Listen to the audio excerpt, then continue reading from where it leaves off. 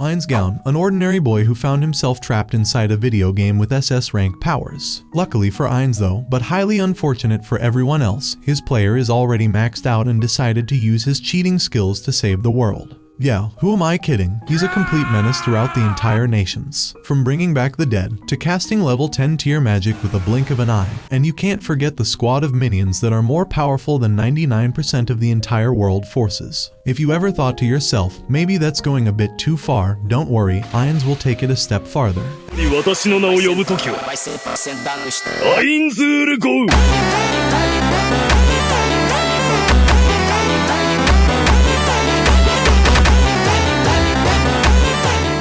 As a massively loser online role-playing game takes place, also known as the MMORPG, called Yggdrasil, which was released in 2126. It quickly gained popularity in Japan, but after 12 years, the game is nearing its end due to low player activity. A group of heroes faces an army of skeleton monsters and manages to defeat them. However, their victory is short-lived when they encounter a group of opponents led by a powerful skeleton lord who easily defeats them with a single blow. Now Momonga, the skeleton lord, who is at level 100 and resides in the Great Tomb of Nazarick. He sits at a round table, having a conversation with another loser player, Hiro, who has been away for 2 years. Hiro expresses his admiration for Momonga's leadership in maintaining the guild and the tomb. However, he is too tired and decides to log out, as the other players are unavailable due to their busy real lives. Even though I guess you couldn't relate to that. As it is the last day of the server, Momonga decides to spend it alone.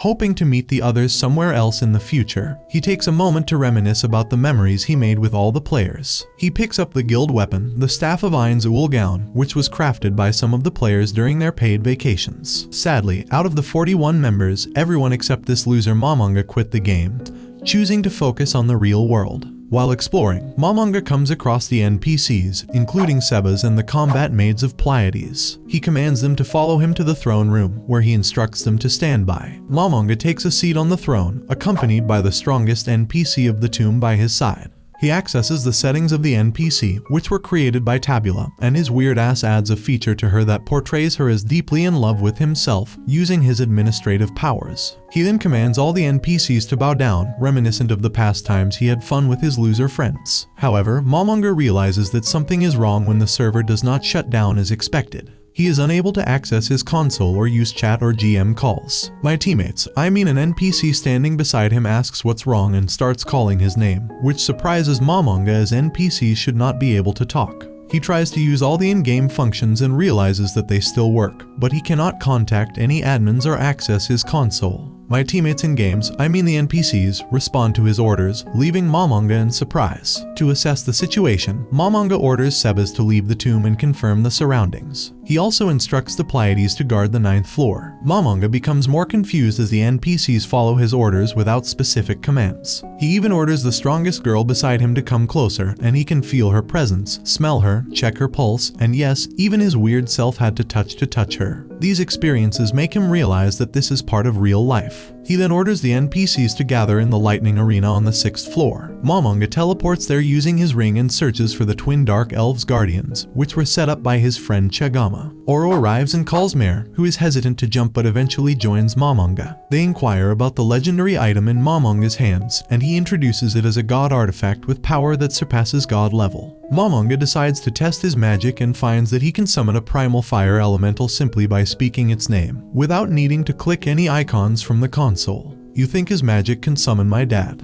He instructs the twins to fight the elemental, with Aura using multiple attacks and Mare providing magical shields. Momonga attempts to contact the guild members but fails to do so. However, he manages to connect with Sebas, who informs him of a slight problem. Momonga orders all the guardians to gather, and the twins successfully defeat the elemental. The guardians start introducing themselves to Momonga, starting with Shell Tier Bloodfallen, Cocytus, Oro and Mare, Demiurge, and the leader of all the guardians, Albedo. They express their complete loyalty towards Momonga, the guild leader, by bowing their heads. Momonga, being a complete loser with no friends in the real world like yourself and nothing else to hold on to except work and sleep, decides to embrace the situation and accept their loyalty. Later on, Mare and Ora engage in an argument about Momonga, but their dispute is interrupted by Cocytus. It becomes evident that all all of them are acting in a way that reflects the personalities given to them by Momonga's friends. After the shutdown of the RPG Yggdrasil, the game undergoes changes, allowing magic to be used and altering various rules. My teammates, I mean the NPCs, start moving and speaking on their own. Albedo and the others pledge to work hard and live up to the expectations of their master, and I'm pretty sure if some of my viewers were in this game,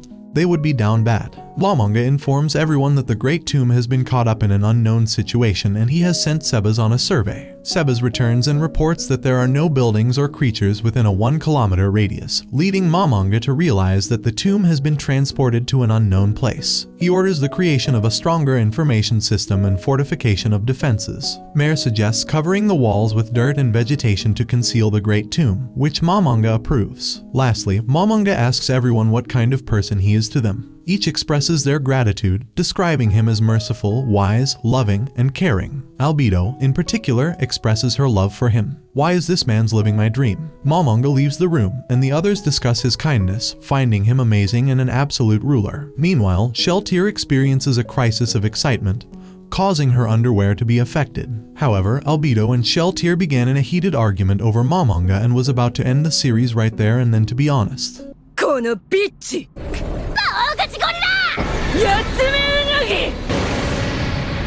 The others discuss the future of Nazarick, considering the possibility of Momonga having an heir. Cocytus contemplates being an uncle, and eventually, Sheltier and Albedo agrees that Albedo will be the head wife first. Albedo then begins explaining her useless plans to the others. Momonga attempts to swing a sword but begins to realize that it only fails due to his magic class stats. And now 3 days have passed since he arrived in this new world, and he realizes that he feels emotionally unstable at times. However, he doesn't experience hunger or the need to sleep. He acquires a powerful suit of swordsman armor, which allows him to easily attack with his sword. He also discovers that whatever items he creates by magic are pretty usable. He decides to go for a walk alone on the first floor to breathe some fresh air. Suddenly, he encounters demons named Jealousy, Avarice, and Wraith. Demiurge arrives, and the demons bow down, recognizing Momonga as the only one who can teleport through the floors. Momonga informs them that he is going to take a walk for a while. Demiurge suggests that he should at least take one of them with him, and not to pull an Alucard on his walk. If you know, you know. During his walk, Momonga is captivated by the clear sky adorned with numerous stars. He wears a bracelet of wings and flies towards the moon. Demiurge reverts to his original form. Momonga enjoys the breathtaking view of the moon and the glittering stars, which resemble a box of jewels. He shares his intention of finding a box of treasures to adorn Nazarick and his friends from Ainz. Demiurge assures him that all forces will be mobilized to retrieve it. Momonga expresses his desire to conquer the world, shocking Demiurge. He decides to spread the name of Ainz Ooal Gown. Suddenly, he notices dirt approaching the walls of Nazarick as Mare uses his skills to conceal them. Momonga decides to go and appreciate Mare's work, rewarding him with the ring of Ainz Gown, granting him freedom to move within the limits of Nazarick. Mare expresses his determination to work even harder for Momonga and asks about his attire. Albedo arrives and begins extolling Momonga's greatness. However, being the menace she is, Albedo becomes a bit jealous upon seeing the ring in Mare's hands. Momonga gifts her with a ring as well, and instructs Demiurge to prepare one for him on another day. He leaves, and Albedo shouts with excitement.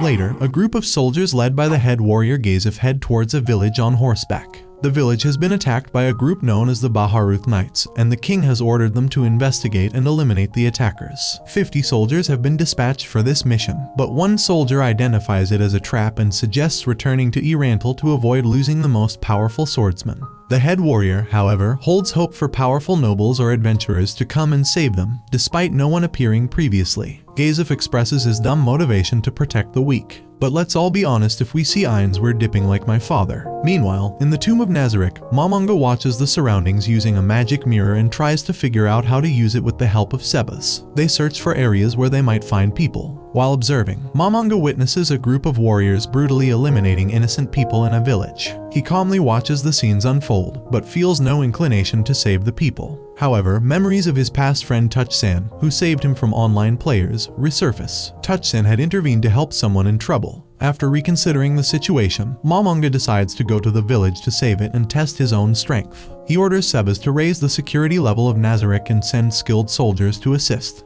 He also instructs Sebas to inform Albedo to join him fully armed. As a soldier is about to eliminate a mother and her daughter, a gate suddenly opens in front of them, and Momonga arrives. He eliminates one of the soldiers using Heart Grasp magic, a powerful 9th tier spell, and another with Dragon Lightning, a 5th tier magic. Momonga creates a soldier as a Death Knight using magic and orders it to eliminate the attacking knights. He then runs towards them, and Albedo arrives fully armored. Momonga offers a healing potion to the injured mother, who initially resists, mistaking it for blood. Albedo attempts to eliminate them, but Momonga stops her and orders her to lower her weapon. The mother eventually takes the healing potion, quickly healing herself. Momonga introduces himself as a magic caster and creates a protective wall around them. He gives them a pair of horns, which can be blown to summon an army of goblins if they are attacked. The mother and daughter express their gratitude for saving them, and Momonga reveals his name as Ainz Ooal Gown. Meanwhile, the soldiers have taken control of the villagers and are attempting to eliminate them. However, the Death Knight arrives and starts slaughtering the soldiers with powerful blows. It also eliminates Chief Blues. The soldiers try various strategies to defeat the Death Knight but fail. Momonga appears with a mask on his face, ordering the Death Knight to stop.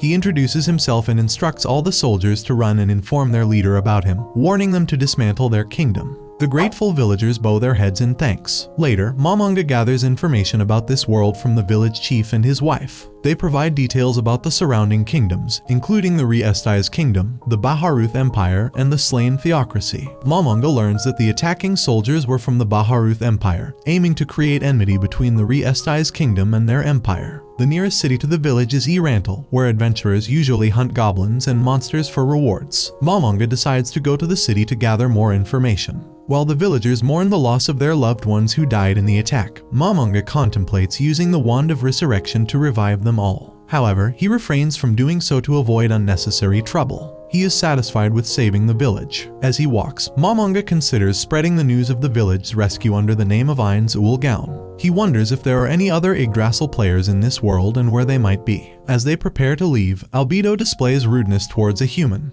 But Momonga stops her and advises treating humans with both calamity and kindness. Momonga encounters another problem as the chief discusses a group of knights approaching the village once again. Momonga orders all the villagers to stay at home and positions himself with Albedo and the chief to face the knights. Suddenly, a soldier brings news of unknown figures approaching the village. The king of the slain kingdom orders their head priest to eliminate Gaze of Stranoff, the strongest warrior of the Re-Esti's kingdom. The head priest is given a treasured item containing the miracle of gods and mobilizes their units for the attack. Momonga and Gazef discuss the situation and realize that the monsters from Yggdrasil have also appeared. Gazef offers his services to Momonga, but Momonga refuses, thanking Gazef for his gratitude and assuring him that he will protect the villagers. Gazef heads towards the enemies, leaving the village and planning to create an opening for the villagers to escape.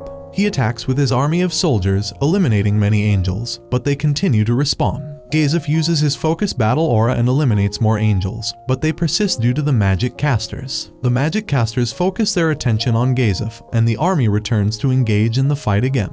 They fight with multiple attacks, but Gazef spots the head priest and targets him. Despite his efforts, the head priest keeps spawning more angels, leaving Gazef feeling frustrated. The people of the village are scared, witnessing Gazef fighting against the overwhelming magic casters. Gazef falls after a direct attack, but he stands back up with patriotism and motivation to protect his kingdom. The head priest believes Gazef's determination is foolish and assures him that his death will be painless. Gazef smiles with a sense of irony, revealing that someone stronger than him is in the village, calling the head priest a fool. The head priest prepares to eliminate Gazef, but Momonga intervenes. Suddenly, Gazef disappears and Momonga takes his place. The villagers and chief are shocked, and Gazef, holding the item given by Momonga, becomes unconscious with a smile. Meanwhile, Momonga introduces himself as Ainz Ooal Gown to the people of the slain kingdom. He declares his opposition to the entire army of magic casters. Momonga demonstrates a bit of his power by easily eliminating two angels that attack him directly with their swords, leaving everyone in shock.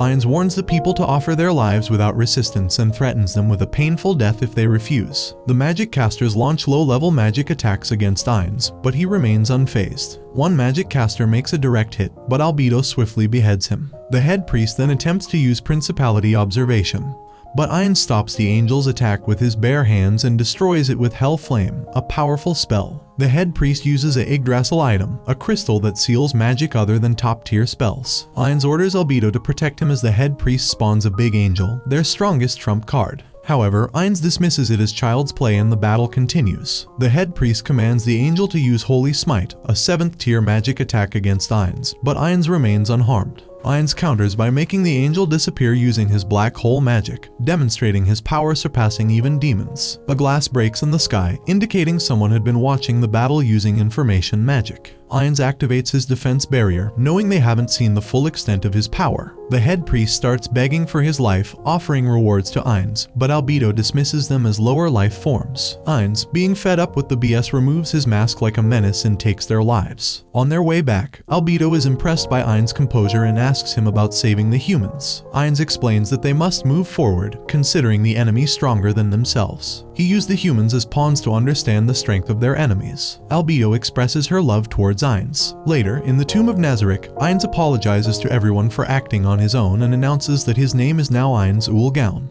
He instructs everyone to call him Ainz. Albedo and others pledge their loyalty to their leader, ensuring that everyone in this world will know his greatness and calling him the ruler of death, the Overlord. Ainz aims to spread his name in the hope of reaching any friends who may come to this world. Later, Albedo provides Ainz with updates regarding the reports on their surroundings while they search for any Yggdrasil players. Aura expands the area of surveillance to include the great woodlands near Nazarick. It is revealed that the man they captured earlier was Nigun, the commander of the Special Ops Unit for the Sunlit Scripture of the Slain Theocracy. Ainz identifies the Slain Theocracy as a nation that believes humans must unite against all other races. He commands Albedo not to contact them for now, in order to avoid creating a negative image in Karn village. Ainz appreciates Albedo's work, and Albedo expresses her love towards him. Ainz clarifies that the feelings Albedo has for him are a result of his influence, and Albedo is content with that. Ainz reveals that he made a mistake with Tabula's settings, the friend who created Albedo. Albedo replies that her father will forgive Ainz for marrying her, once again showing her love. Suddenly, Sheltir arrives and Albedo and Sheltir engage in an argument.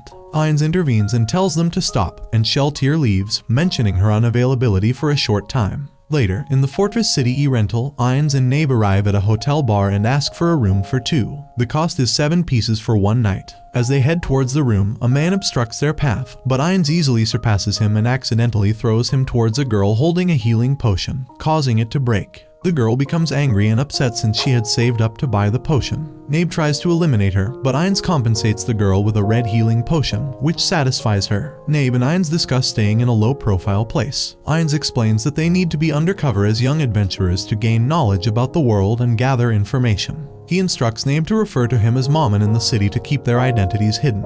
They also face the issue of running out of money, so they decide to find a job first to earn money while using the gold they brought from Yggdrasil, without revealing their origins. Meanwhile, the girl with the red potion goes to sell it to a pharmacist in Erental. An old lady judges the potion and confirms its authenticity, stating that no one has been able to make it until now. The potion is equivalent to a second-tier healing spell and is valued at 8 gold pieces. Upon hearing this, the girl becomes extremely happy and changes her mind about selling it due to its rarity. Ainz looks at the job postings on the notice board, and people continue to talk about his armor. He selects a job but is informed by a servant that it is only for mithril plate adventurers, while Ainz is a copper plate adventurer. Ainz tries to meet the requirements by introducing Nabe as a third-tier magic caster and himself as a warrior on par with her, but the servant declines their request. Ainz then requests the hardest quest available for a copper-ranked adventurer. Suddenly, a group of guys approaches them and asks Ainz and Nabe to join their clan called the Swords of Darkness. The clan members introduce themselves as Peter Mock, Luckrit Volve,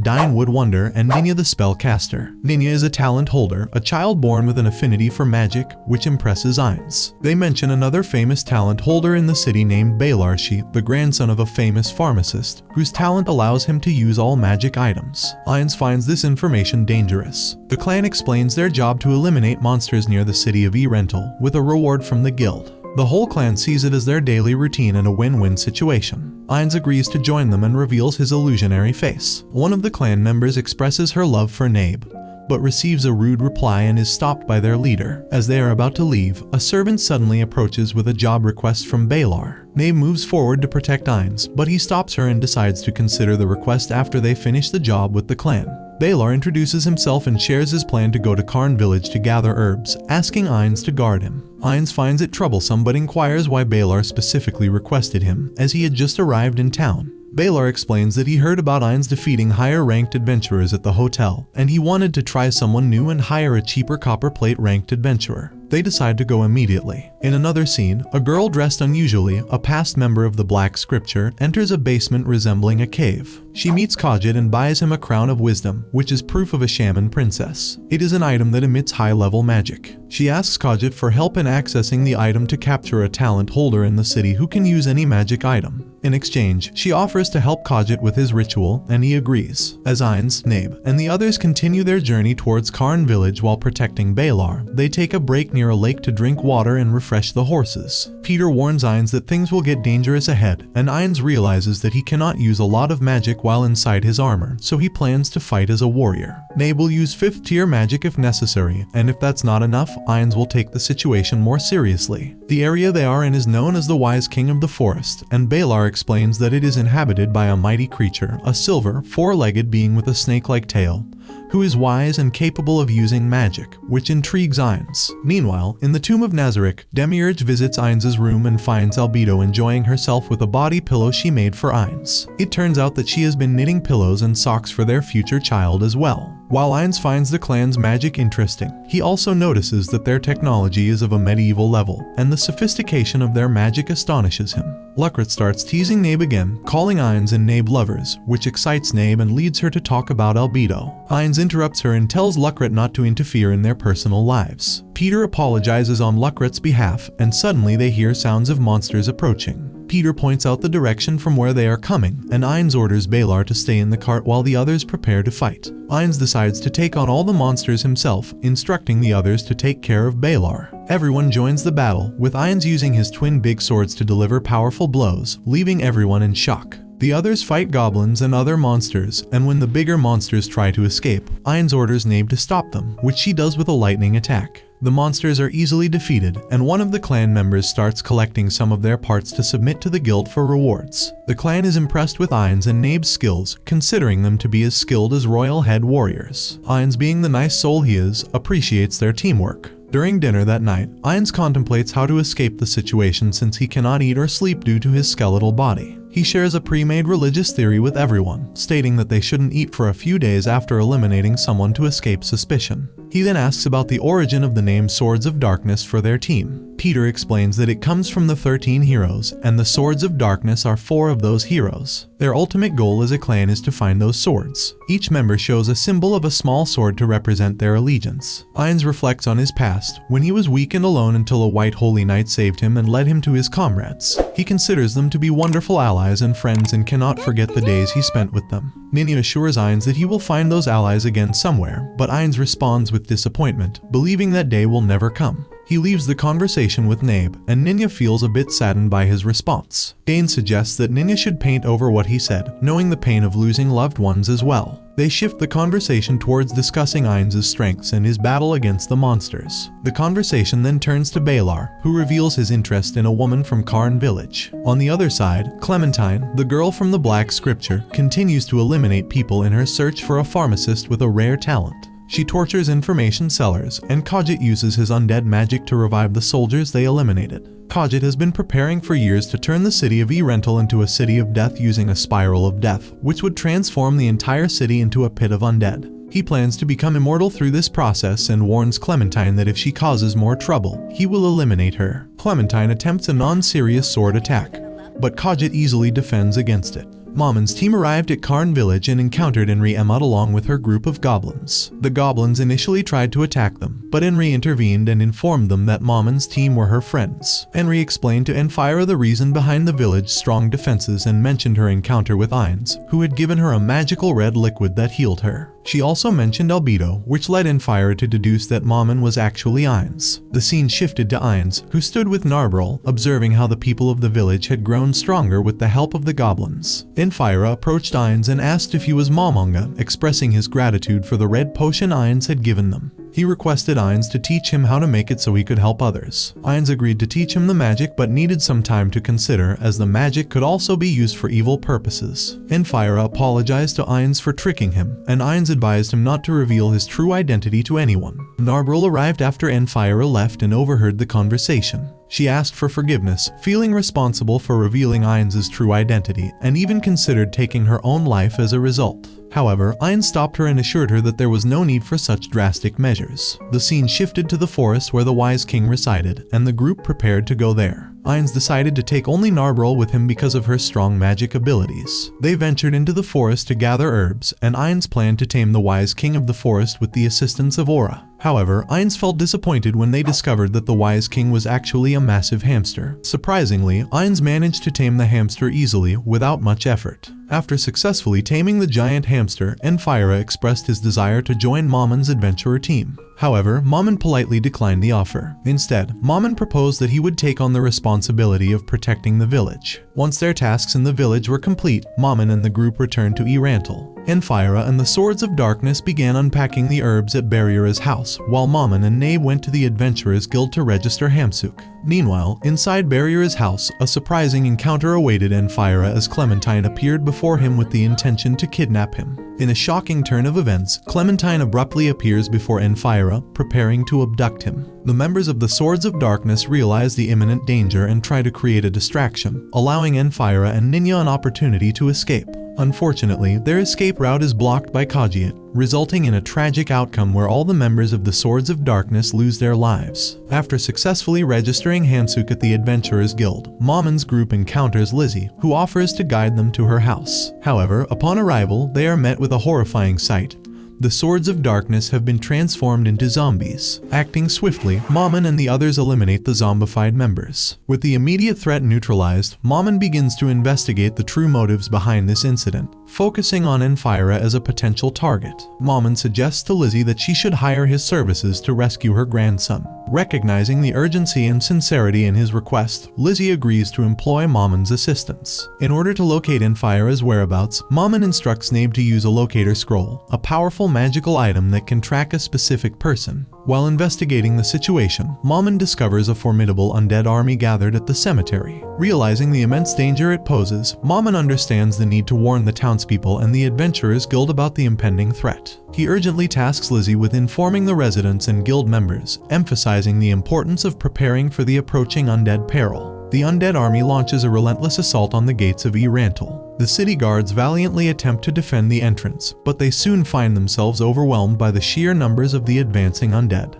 The defenders struggle to hold their ground as the enemy's forces continue to overpower them. Mamon's group arrives and fights their way through the undead horde. Along the way, they encounter the members of Zuranorn, who are in the midst of performing a dangerous ritual known as the Death Spiral within the city. Mamon decides to leave Nabe to confront Kajiat while he and Clementine move to a different location to continue their confrontation. Mamon reassures Clementine that he doesn't need to fight her with full seriousness, and their duel commences. Kajiat insults Nabe, calling her a fool, and summons a skeletal dragon that is resistant to magic. Nabe unsheathes her sword and effortlessly defeats the dragon with a single strike, leaving Kajiat completely shocked. He recreates the dragon and uses multiple spells on it. He then attempts to attack Nabe directly with a spell, but she had already cast a shield spell, frustrating him. In response, Kajiat channels negative energy to empower the dragon even further. The dragon becomes stronger and launches an attack on Nabe. Kajiat is astounded when Nabe stops the dragon's assault with her bare hands, revealing her incredible physical strength. Nabe informs him that she was created by supreme beings who surpass even gods. The scene shifts to the battle between Mamon and Clementine,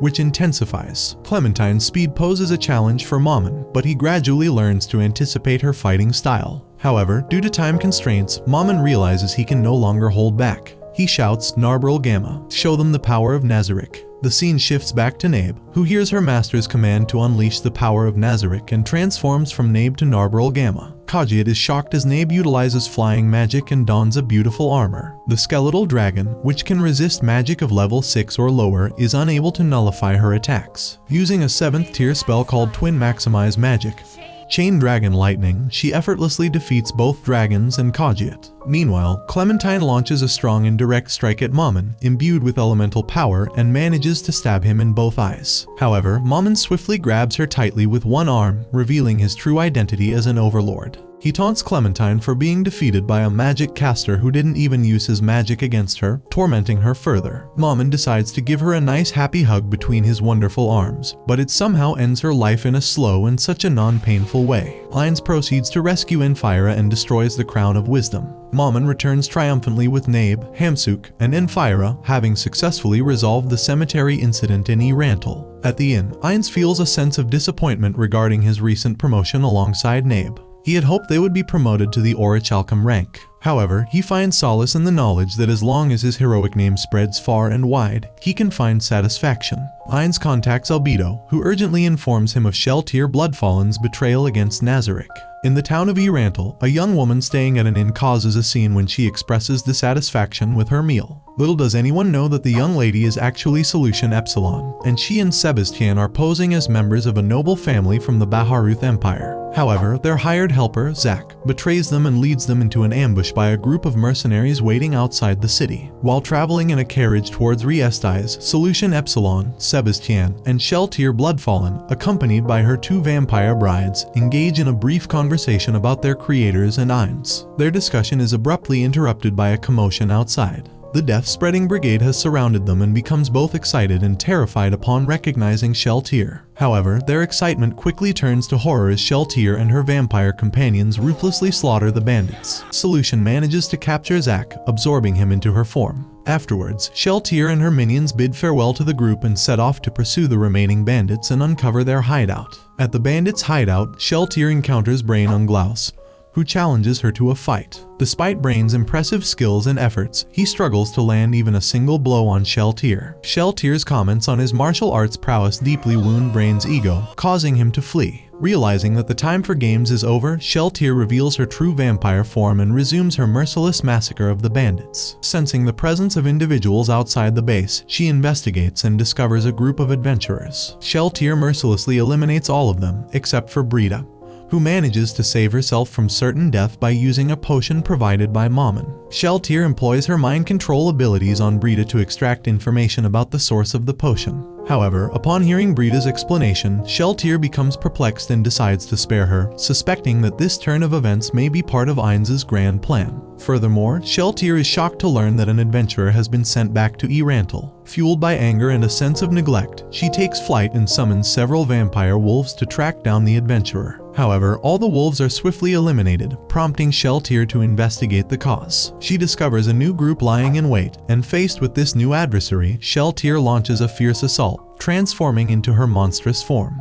With her powerful Spewit Lance in hand, she initiates an attack, only to be skillfully blocked by the leader of the group. Seizing the opportunity, the leader commands an elderly woman among them to activate her dress. The magic of the dress glows, and a beam of light shoots directly at Sheltir. As Sheltir feels her thoughts being manipulated, she quickly counterattacks, eliminating the person attempting to control her and their bodyguard. In the throne room of the Great Tomb of Nazarick, Ainz utilizes powerful magic to observe Sheltir Bloodfallen from a distance. He expresses frustration at having to rely on such potent items to address this problem. Unexpectedly, he receives a brief message from Narbril Gamma informing him that he has been summoned by the Erantal Adventurers Guild regarding the discovery of Sheltir. In Erantal, disguised as Mammon, Ainz attends a meeting organized by the Guildmaster, Pluton Einsach. The meeting is attended by 3 other Mithril-ranked adventurer teams, Rainbow, Sky Wolf, and Kralgra. They have all been assembled to address the vampire issue. Ainz, aiming to minimize the impact of Sheltir's appearance, fabricates a story in which he claims to be familiar with the vampire, referring to her as Haniopnioko, and asserts that he has been actively pursuing her. Additionally, he reveals possession of a sealing crystal containing a powerful 8th-tier spell, which he plans to employ. Mammon insists that darkness will confront Haniopnioko alone, emphasizing that involving additional individuals will only result in more casualties. Most participants in the room agree to Ainz's conditions, except for Igvarj from Kralgra, who insists that his team must join Mammon in the battle against the vampire. Reluctantly, Ainz accepts Igvarj's demand. However, during their journey to Sheltir's location, Igvarj is defeated and eliminated by Mare Bello Fior, one of Ainz's friends. Ainz and Albedo continue their advance towards Sheltir, with Ainz revealing his magical ring named Shooting Star. He hopes that the wish-granting power of the ring will reverse the mind control on Sheltir. To his surprise, the magic of the ring fails to work, leading Ainz to panic and order a retreat. He teleports himself and Albedo to a safer location. Albedo tries to inquire about the situation, but Ainz experiences a fit of rage. However, his undead nature helps him regain control, and he calms down, explaining to Albedo that the divine item's magic had no effect on Sheltir's mind control. He reveals that only world items possess the power to counter it. Initially believing there were no world items in the new world, Ainz urgently instructs Albedo to accompany him to the treasury to retrieve the world items stored there. In the treasury, Ainz and Albedo are accompanied by Yuri Alpha. As they reach the entrance to the inner sanctum, Ainz opens the gate and they encounter a humanoid octopus-like creature. Albedo mistakes it for her creator, Tabula Smaragdina, but quickly corrects herself upon realizing it is an imposter. This imposter is revealed to be Pandora's actor, a doppelganger serving as the area guardian of the treasury.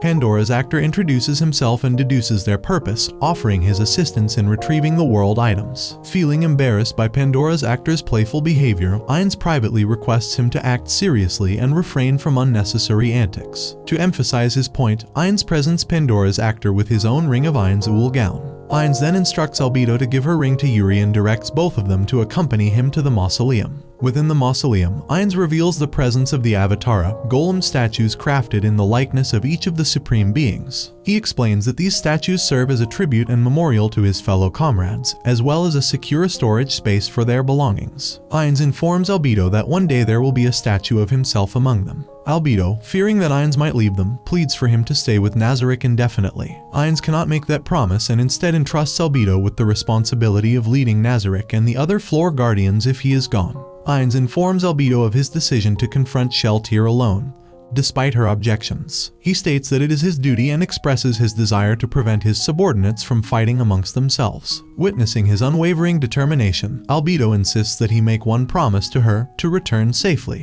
Upon reaching the designated location, Ainz commands Orabella Fiora and Mare Bello Fior to split up and search the area using their respective world items, the depiction of nature and society, and avarice and generosity. He instructs them to scout for any unwelcome intruders. Meanwhile, Demiurge returns to the Great Tomb of Nazarick and meets with Cocytus and Albedo. Curious about the situation, Demiurge learns that Ainz intends to confront Sheltier Bloodfallen alone. Albedo firmly expresses her belief in Ainz's inevitable victory, while Demiurge expresses concern for his master's safety. He reminds Albedo of her past criticism when Ainz went to Erantil to become an adventurer. Demiurge desires to support Ainz but is stopped by Cocytus, who received direct orders from Ainz to prevent any interference. Demiurge reluctantly agrees to Cocytus' decision, but not without asserting that if Ainz were to fall, he expects Albedo to step down from her position as Overseer Guardian. Surprisingly, Albedo accepts this demand, still maintaining her unwavering faith in Ainz's abilities and his safe return. Ainz arrives at the location where Sheltier is in standby mode, sensing the perfect opportunity to engage in battle. He enhances his abilities by casting spells that boost his stats and equips quick change items to adapt swiftly to various situations. Finally, he readies himself to unleash the devastating power of super tier magic, Fallen Down. As the spell nears completion, its tremendous force inflicts massive damage, leaving behind a vast crater where the floor guardian once stood. However, Sheltier reveals that she is not only equipped with Spewit Lance but also wearing her resilient Valkyrie armor. Though seemingly undamaged, she acknowledges that Ainz's attack did cause some harm. Now, she prepares to retaliate against her master, readying herself for an offensive assault. A fierce battle ensues, accompanied by verbal taunts and powerful attacks from both sides. Initially, Sheltier gains the upper hand, but Ainz utilizes his experience to strategically turn the tide.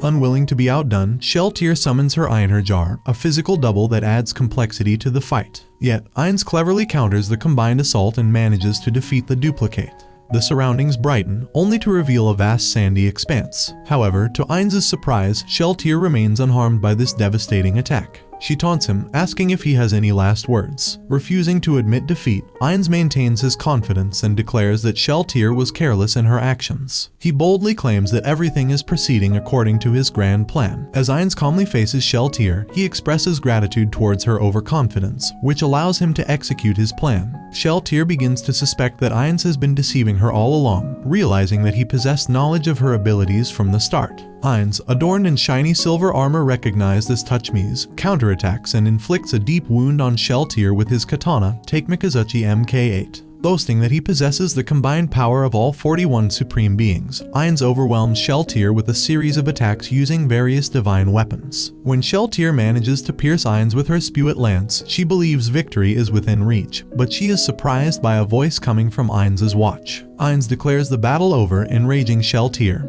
who continues her assault. However, she is caught off guard by a skill activated by an unknown source. As Ainz prepares to unleash his powerful super tier magic, Shell Tier charges forward, aiming for a fatal blow. However, her attention is diverted by the activation of a skill, allowing Ainz to complete his spell. Shell Tier is consumed by oblivion, admitting defeat to her master in her final moments. Ainz then informs Mayor Bellofior about Shell Tier's situation and returns to Nazarick to revive her. The other floor guardians remain cautious, fearing that Shell Tier may still be under the influence of mind control even after resurrection. Preparations are made to restrain her if necessary. When Shell Tier is successfully revived, she discovers a gap in her memory and realizes her breast pads are missing, much to the annoyance of her colleagues. Ainz assumes responsibility for the events that transpired and reflects on the time he spent with his comrades. Recognizing the need to enhance their power in the face of potential threats, Ainz learns from Albedo that Nazarick has discovered the Great Lake, the domain of the Lizardmen. Months later, Darkness is promoted within the Adventurers Guild, and Enfira and Lizzie settle in Karn Village, receiving a warm welcome from Henry Emot and Lupus Regina Beta. Elsewhere, Gaze of Stronov encounters a despondent Brain Unglaus in the city, and in the Slain Theocracy, the leader of the Black Scripture reports their encounters with a powerful vampire to the 6 cardinals. Although concerned, they emphasize the importance of being cautious towards anyone capable of defeating such a formidable creature. Realizing their reduced strength, the cardinals propose sending a team to gather information and monitor the area. They believe that caution and knowledge can compensate for their weakened state. As Mammon, Ainz prepares for another adventure, asking Shell Tier to activate Gargantua before leaving the guild. Now the captain of the Black Scripture is walking down a hallway after a meeting when he comes across a tiny, strong-looking girl. They discuss the recent mission the Black Scripture returned from and how they encountered a mysterious undead. In a cave, a dragon awakens from its slumber after detecting someone nearby. The dragon is revealed to be Platinum Dragon Lord, and the person he detected was his old friend, Rigrit Burz Koral. The two discuss how Rigrit passed on the magic item she received from the Dragon Lord to a young one. In the Riesti's kingdom, the king and the nobles are discussing some important kingdom matters. They are greeted by the appearance of the king's daughter, Princess Renner, and her guard Climb. After exchanging a few words of affection, the two pairs separate. The king asks Gazef of the character of the man who saved him, Ainz Ooal Gown. Gazef vouches for Ainz, declaring him an ally. Meanwhile, Mamonga and Nabe are confronting an approaching dust storm. The storm, as it turns out, is a gigantic basilisk being driven by Hamsuk. Just as the basilisk is about to run over the pair, Mamonga beheads it and decides to return to Nazarick. Now donning his Ainz Ooal Gown appearance, Mamonga hovers above Nazarick, concealed with magic. He is greeted by Mare, who returns his ring of Ainz Ooal Gown, which he uses to teleport to the 9th floor. Albedo greets her master in a seductive manner, causing Ainz to momentarily become shocked before his nervousness around women kicks in. Ainz then orders Albedo to discuss with him new information that he acquired from the Adventurers Guild. Ainz discusses what he has learned about the location of where Nazarick is situated and the surrounding locations and nations. Ainz questions the whereabouts of Shell Tier Bloodfallen, and the scene switches to a drunk vampire in Sue's chef's bar on the 9th floor. She has been depressed by her rebellion, though involuntarily believes it brings her loyalty to Ainz in question. They are greeted by Eclair, who attempts to cheer Shell Tier, but sinks her into a deeper depression. Back with Ainz, although Shell Tier has repented her time from being brainwashed by the enemy, Albedo still believes she deserves to be punished. Ainz considers her opinion before turning his attention to a new area of interest, the Great Lake, where Cocytus is stationed. At the Great Lake, Zaryusu Shasha arrives at his fish farm where he finds his brother Shasryu Shasha. The two share a few words of discussion, Zaryusu thanking his brother for his help in making this farm possible. Shasryu turns to the topic on Zaryusu settling down,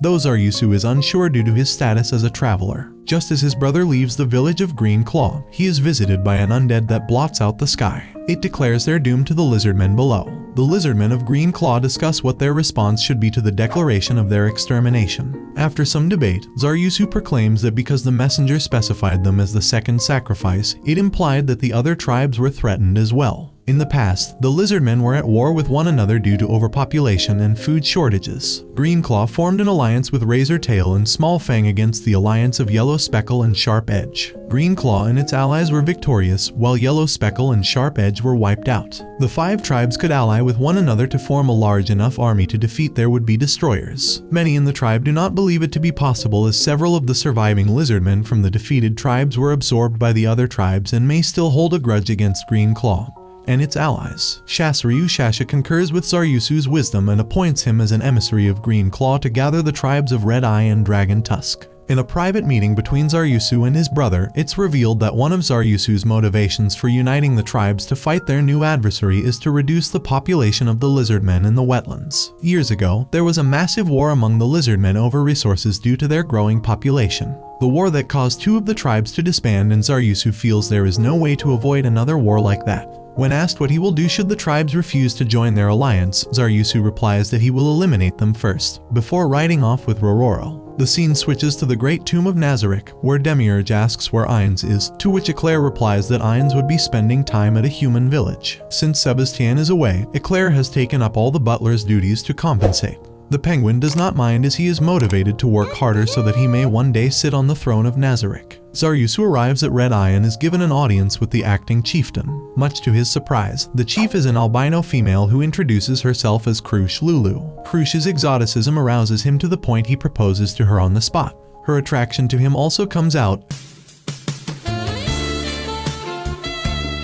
However, the two regain enough of their sense to address the more pressing matter, the threat of extermination. Krush explains Red Eye plans to evacuate the wetlands, though Zaryusu advises against it. He warns that the other tribes will retaliate should one of the other tribes tries to escape to a new habitat, and possibly might start another intertribal war. Taking note of the veiled threat, Krush reluctantly agrees to ally her tribe with Green Claw in face of extinction. When Zaryusu asks how her tribe managed to survive the shortage of food during the previous war, Krush is hesitant to say. In the end, she tells him in anguish of her tribe's desperate story of survival, resorting to cannibalism. Krush is ashamed of the past, though is comforted by Zaryusu. At the site of construction, the Great Forest of Top, Intoma Zeta gives Cocytus a series of scrolls to use for his upcoming campaign. Intoma herself has been ordered to monitor Cocytus's progress at Ainz's orders. With the alliance with Red Eye secured, Zaryusu's next destination is Dragon Tusk. He is joined by Krush and after arriving at Dragon Tusk's village are met with hostility. Zenbaru Gugu approaches them and demands a duel with Zaryusu. Zenbaru Gugu orders his tribe that he will duel Zaryusu Shasha. Should the latter win, he would be Dragon Tusk's new chieftain. Zenbaru is eager to fight against Zaryusu, seeing him as a top-grade warrior. Zaryusu agrees on the condition that Krush Lulu be spared should he fall. As the duel between the two progresses over time, Zenbaru manages to land a blow on Zaryusu, but he eventually loses due to exhaustion from one of Frostpane's abilities. After the match, Zenbaru later hosts a feast for the two. At the feast, Zenbaru pledges to have his tribe join the war against the Supreme One but asks if they can win. Zaryusu doesn't know yet. He feels as if the enemy possessing overwhelming strength were arrogant enough to deliver the warnings to the tribes. Zaryusu plans to exploit that arrogance when their forces clash, though Krush believes it's better to surrender and risk enslavement. Zaryusu counters that if they choose enslavement they may risk losing much more, but Krush believes it to be the best course. Despite their different views, Krush asks Zaryusu not to die, to which he complies, not until she gives him her answer. 4 days before the undead invasion, the trio then arrive at the village of Razor Tail, where the other remaining tribes have gathered. At the chieftain meeting, the chiefs decide to create a small elite unit composed of the chieftains. To compensate for the lack of leadership in the field, they designate the head warriors of each tribe to be the commanders. Cocytus orders his army to advance, whilst Ainz Ooal Gown has been informed of the development. Back at the Great Lake, the undead army composed of skeletons, zombie beasts, etc. march to attack Razor Tail's village. Shasryu Shasha tells the gathered lizardmen not to waver and attack. The two armies engage, and thanks to the lizardmen's morale and preparation they are gaining the upper hand. Cocytus, seeing that he has underestimated his opponents, calls Demiurge for advice so as not to disgrace Ainz Ooal Gown. Demiurge instead asks Cocytus to think of the various disadvantages that Ainz Ooal Gown set him up with in leading this army. He proposes that perhaps winning is not the goal of Ainz, but instead reminds him that Ainz wishes to test Cocytus in thinking for himself. Before he could elaborate further, Demiurge apologizes and cuts the call. Faced with little options, Cocytus deploys Iguva. The Elder Lick easily defeats the head warriors, causing the lizardmen in the battlefield to withdraw. The chieftains, seeing this obstacle from afar, deduce Iguva to be the commander. Using Rororo as a shield, Zaryusu, Zenbaru, and Krush engage the undead close enough for them to attack him. The Elder Lick summons skeleton warriors to combat his opponents. While Zenbaru fought against the skeletons, Zaryusu and Krush faces off against Iguva. After freeing Zaryusu from Iguva's fear spell, Krush was attacked by the Furious Lick. Zaryusu engages the Lick one-on-one. Unwilling to use Frostpane's area effect ability as his comrades were too close, Zaryusu instead creates a mist around him. Iguva, unable to see him, lowers his guard, allowing the lizardman to stab him in the skull. Iguva attempts to choke Zaryusu but succumbs to his wound. The death of Iguva signals the undead army's defeat and a victory for the lizardmen. Cocytus looks on in disbelief but also in admiration of the display. Intoma then informs him that Ainz wishes to speak to him. The lizardmen tribes are celebrating their victory over Iguva and the undead army. The chieftains discuss Frostpane's abilities and its wielder Zaryusu Shasha. Zenbaru Gugu decides to go wake Zaryusu, who is resting after the battle. Inside a hut, Zaryusu awakens and notices Krush wanting some sexy time with him but is interrupted by Zenbaru, who decides to leave the couple alone and allows them to get frisky with each other. Meanwhile, in the Great Tomb of Nazarick, Ainz holds a meeting with his guardians. He opens the meeting by welcoming and introducing Victim, guardian of the 8th floor, to the rest of the other guardians. Ainz tells Victim that he intends to use his special ability should a person attack them with a world item. Next, he turns to Demiurge. He asks about the sheep used to make scrolls. Demiurge gives them the name Abelian sheep and describes them as two-legged sheep beasts. Ainz, turning to Sheltier, who is still depressed over her rebellion. Sheltier begs for a punishment over it, which Ainz accepts and tells her that he will give her one later. Lastly, he turns to Cocytus, who apologizes for his defeat against the lizardmen. Ainz asks him why he lost, and Cocytus admits that he had underestimated his foes and lacked information on them as well as the land topography. He also states that the undead army lacked commanders to give orders on the battlefield. Ainz is impressed and delighted at what he said, but that he still needs to be punished for his defeat. Ainz orders Cocytus to exterminate the lizardmen alone as his punishment. However, he makes a request that the lizardmen be shown mercy, for which Albedo yells at him. Ainz orders her to be silent, and Cocytus states that the lizardmen are more beneficial to Nazarick alive rather than dead. He says that they are capable warriors and is against killing them for that reason. The idea is rejected at first initially, but Demiurge suggests an idea to Ainz that they can keep the lizardmen alive as an experiment to see if they can govern them without the use of fear. Ainz then accepts the idea and orders that Gargantua be activated, and then he calls the meeting to a close. After the meeting with their master came to an end, Cocytus thanks Demiurge for his idea. Ainz returns to his chambers happily and realizes that someone has sprayed perfume on his bed. Back at the Lizardmen village, another undead army is spotted across the Great Lake, and they notice the magical equipment that they carry. Krush then notices that a 6th-tier spell called Control Weather, which Zaryusu suggests is the power of the Great One. When the army clears a path for a skeleton wrapped in a black cloak, they notice him casting a powerful spell that freezes the wetlands solid, forcing the Lizardmen to retreat to higher ground. Zenbaru theorizes that he is the Great One based on his overwhelming power. They then watch a giant golem throw a cubed rock in the middle of the frozen lake. Then the skeletons form a staircase with their own bodies and a royal procession being formed as Ainz and his guardians walk up to the top of the cubed rock, and he sits on his throne. He sends messengers to the lizardmen asking them to send out a delegate to speak with him. Shasryu and Zaryusu go out to meet them. They introduce themselves and Albedo orders Demiurge to make them bow down, which he uses his skills to force them to bow down.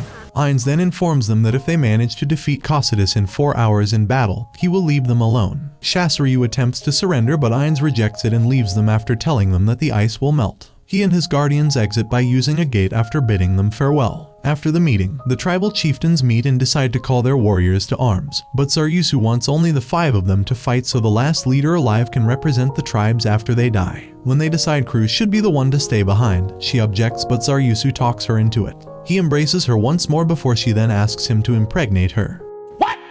After teleporting from the Great Lake, Victim takes his leave from his master and the rest of the floor guardians to return to guard Nazarick. At the newly built base in the Great Forest of Tob, Aura apologizes for its shabbiness, but Ainz Ooal Gown thinks it is satisfactory. Ainz also takes notice of a throne constructed out of bones, learning that it is a gift from Demiurge, who offers it to him. Ainz is hesitant to accept it and instead orders Sheltier to come forth and kneel to act as a chair for him. Although this act is supposed to serve as a punishment for her rebellion, the vampire, however, feels ecstasy and joy, while the other guardians, except Albedo, who wanted to be the chair for Ainz, praise Ainz's decision. While so, Ainz decides to observe how the lizardmen reacted to his ultimatum. He uses the mirror of remote viewing to observe their preparations. While shifting through the images, he comes across Zaryusu Shasha and Krush Lulu making love with each other. Ainz is shocked and quickly cancels the magic. Despite the rest of the guardians being disgusted at their actions, Ainz quickly gives an explanation that the lizardmen are doing it to keep one's race alive from facing extinction.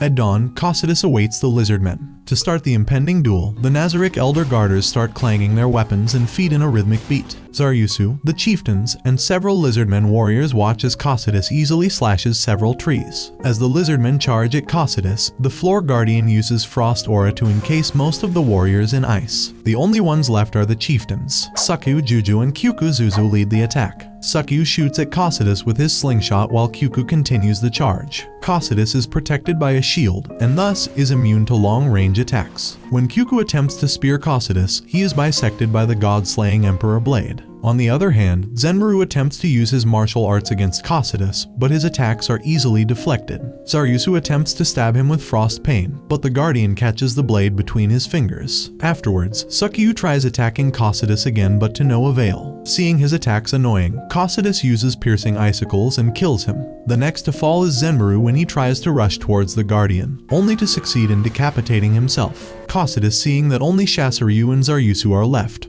parsing them to survive for as long as they have. Cocytus, respecting his opponent, asks them to declare their names to him. After the introductions are done, Shasaryu uses magic to manipulate the mud to attack him, but are rebuffed by Cocytus's defenses. Later, Zaryusu uses Icy Burst to cloak the area in mist. The older brother attempts to strike Cocytus with his blade and is killed. Zaryusu is the last one to attack, to which Cocytus easily catches his blade once again. However, the blade begins slipping from Cocytus's grasp. Frost Pain had been coated with blood, and as it slides closer to Cocytus's chest, he declares the tactic to be magnificent. Unfortunately, the blade is blocked by Cocytus's passive ability, and Zaryusu is later slain. Cocytus is praised by his master, who designates him as the ruler of the lizardmen. Cocytus asks what will be done with the slain lizardmen, to which Ainz responds that they will be used to create undead. However, Cocytus states that would be a waste, as the lizardmen possess a warrior's spirit that can contribute to Nazarick. Ainz, surprised at Cocytus's input, decides to accept it.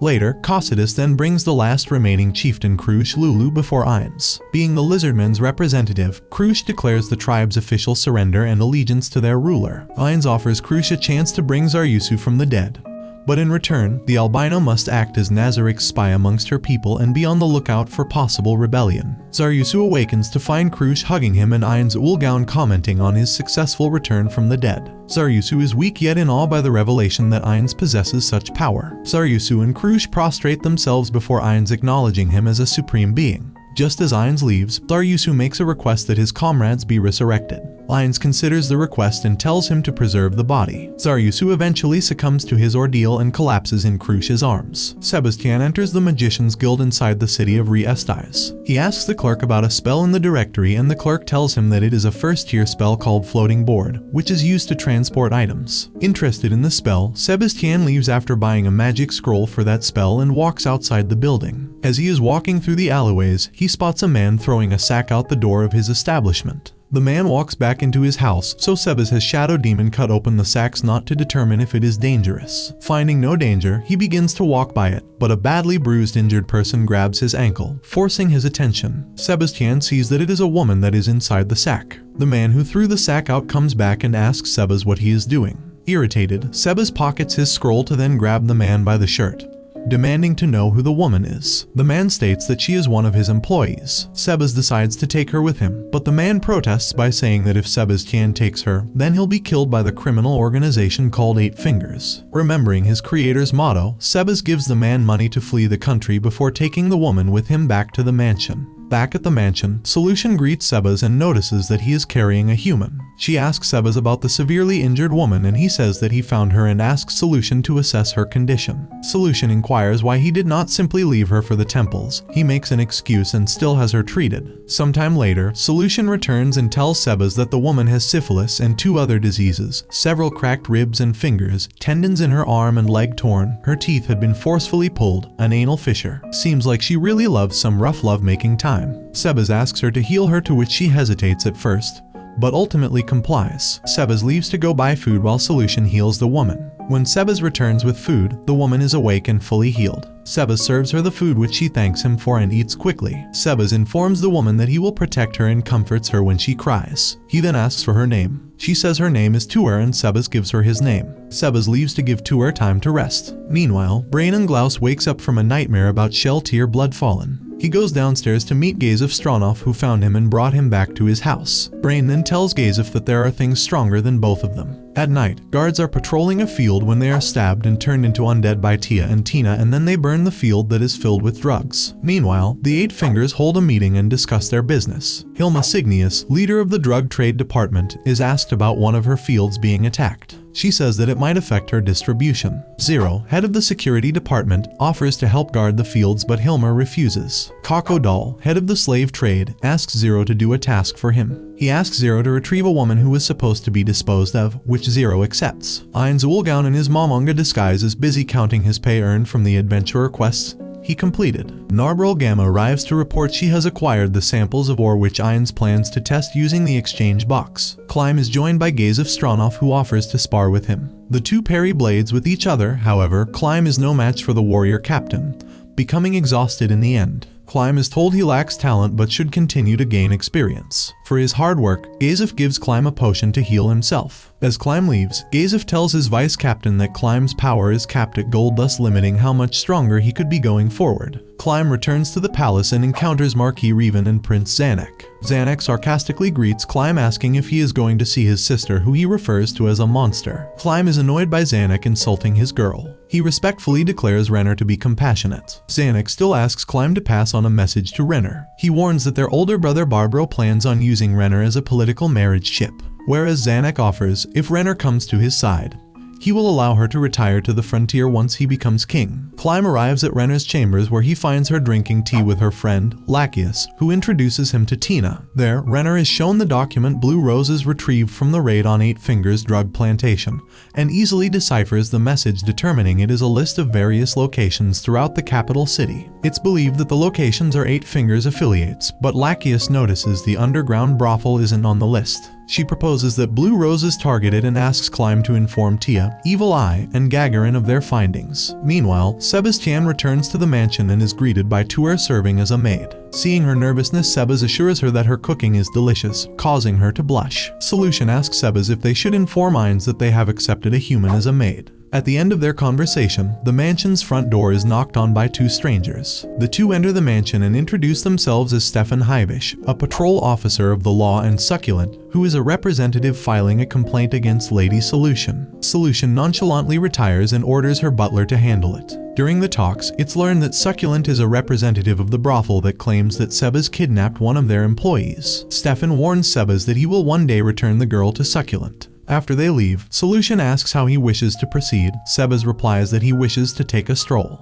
Once Sebas leaves the mansion, Solution decides to call Ainz. She reports that Sebastian may have gone rogue and confirms she has evidence to prove it. Climb heads to the inn where Gagarin and Evili are staying. He informs the duo that Lachius wants both of them to mobilize for a raid on a brothel housing slaves. They discuss power as they note Climb's training, and mention Lachius Kilainaram, which once belonged to the Black Knight of the 13 Heroes, which is demonic in nature. Gagarin also remembers the moments she walked in on Lachius debating with the blade, as she was fighting the dark influence to maintain control over it, but was more than strong enough to be responsible with it.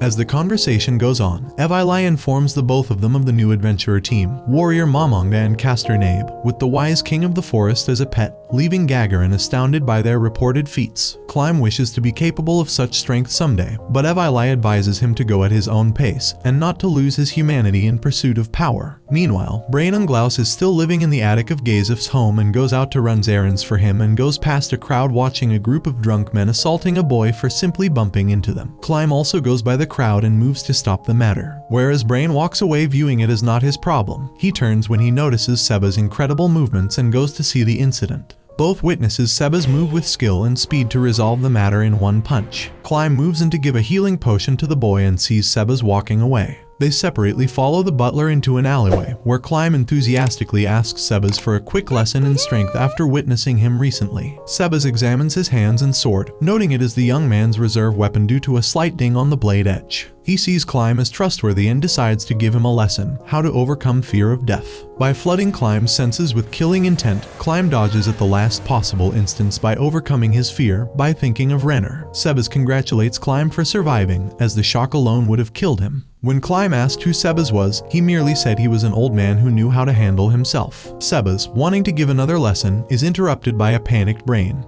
who, having witnessed this around the corner, is moved by Climb's ability to overcome intense fear and asks to also learn from Seba's. However, the trio are beset by 5 assassins sent by Succulent. Sebas downs 3 of them alone, leaving the last 2 to be handled by Brain and Climb. The young duo notes that Seba's strength is incredible, maybe even beyond the power of Brain and Gazef combined. Sebas uses their fight as a teaching moment to instruct Climb to be aware of his fear to keep himself alive, and the boy musters strength to use the martial art Slash to incapacitate the last standing assassin, whereas Brain finished moments earlier. With their attackers down, Sebas uses a skill to easily interrogate one of them on where to find Succulent and 8 Fingers. Climb is sickened to learn criminals are finding loopholes in the law to keep slaves and wishes to aid his new comrades in storming the hideout. The trio move together out of a grown respect for each other, and they head for Succulent's brothel, which happens to be exactly the same place Sebas rescued Tuer from. Sebas, Brain and Climb arrive at the brothel and use 2 entryways, the front door to the main brothel, and the side entrance to the underground storage area. Climb and Brain take the latter door, while Sebas charges the front. Sebas forewarns the duo that if needed, he will kill the opposition inside.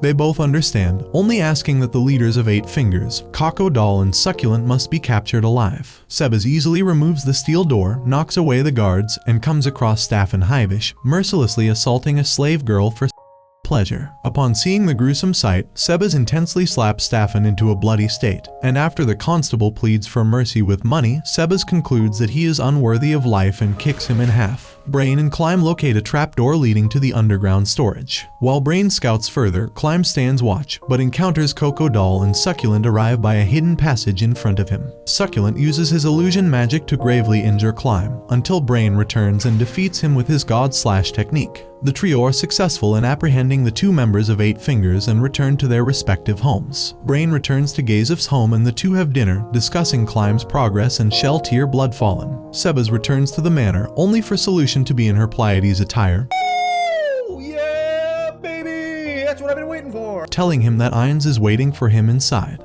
Climb returns to Princess Renner, who is pleased that he is safe. After Climb retires for the night, Renner calls in the maid that she knows is spying on her to tell her about how amazing Climb was, only for her to actually plan on killing the maid for disrespecting Climb within her ears. Late at night, Zero gathers the remaining members of 6 Arms to search the perpetrators of the raid on the brothel for opposing the 8 Fingers. Sebastian is called before Ainz Ooal Gown, who has brought with him Demiurge, Victim, and Cossidus. Seeing Sebas sweating, Ainz tosses a handkerchief to his feet. Solution Epsilon brings Tuer per Ainz's orders. Demiurge readies to use controller magic on her, but Ainz permits her to stand of her own will as she is brave enough to look Ainz straight in the face. Given that Sebas was ordered to be discreet in his information gathering but has brought unwanted attention, Ainz will forgive him if he kills Tuer. Stunned by this order at first, he seriously attacks her as she readies herself for death and fully trusts him. Mid-attack, Cossidus blocks him as this was a test, confirming to Ainz that the attack was unquestionably a killing blow as ordered, proving Sebas' loyalty is unfeigned. Determining that enough information was gathered, Ainz declares the mission complete and leaves with Victim to Nazarick. Sebas does not offer an apology to Tuer, instead offering to petition his master for memory alteration magic for her to live peacefully among humans. However, she does not wish to leave, as her life was small and difficult. Even growing up, she was always hungry as the feudal lord of her land took most of the crops grown, leaving her people with next to nothing.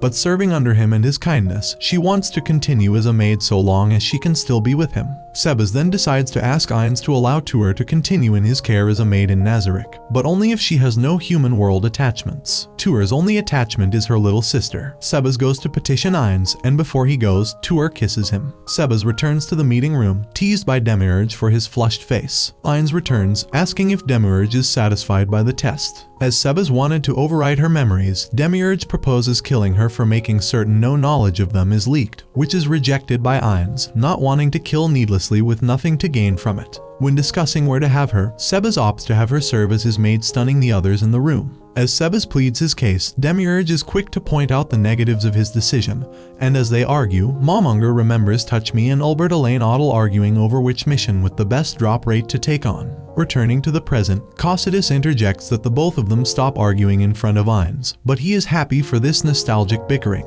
As he laughs, the same aura that quells him asserts, and he calmly asks for Tuer to return to pass his decision. When seeing her resemblance and hearing her full name, Ainz asks if she desires to move to the Great Tomb she would if Sebas were there. Ainz decides she will be a provisional maid, removing Sebas as the Pleiades leader and activating Oriole Omega to take over. All sentries withdraw and Tuer is granted the protection of Ainz's name. Before their departure, Demiurge requests grain for the omnivore, Abelian sheep, and Ainz has Sebas procure the supply from the capital. Alone, Demiurge asks if Ainz knew the girl, replying he knew her sister and has her diary which provided him with a greater knowledge of the new world. Feeling indebted and wanting to repay her kindness by protecting Tuer, Demiurge lastly requests Ainz to examine a location, under the belief it will bring benefit to Nazarick. The next morning, Sebas and Solution are off to acquire the grain for Demiurge, leaving Tuer alone to tend to the mansion. Elsewhere, Princess Renner holds a meeting on the Eight Fingers with the Blue Roses, as Climb helped capture Kako Doll, head of the Slave Trade Division. Due to such a blow to the Syndicate, the raids are scheduled for the same day to attack Eight Fingers while they're still vulnerable. By day's end, Sebas and Solution return to the manor, finding a note by Six Arms that states that they took Tuer to their base, demanding Sebas come alone. Solution reminds Sebas of Ainz's decree and the Pleiades message their master. As Ainz is preoccupied, he relays to Albedo to send support to Sebas. While she questions saving an inferior being like a human, Ainz had promised her his protection in his name, and demands support. Albedo relents and moves to send reinforcements for Demiurge to command on-site.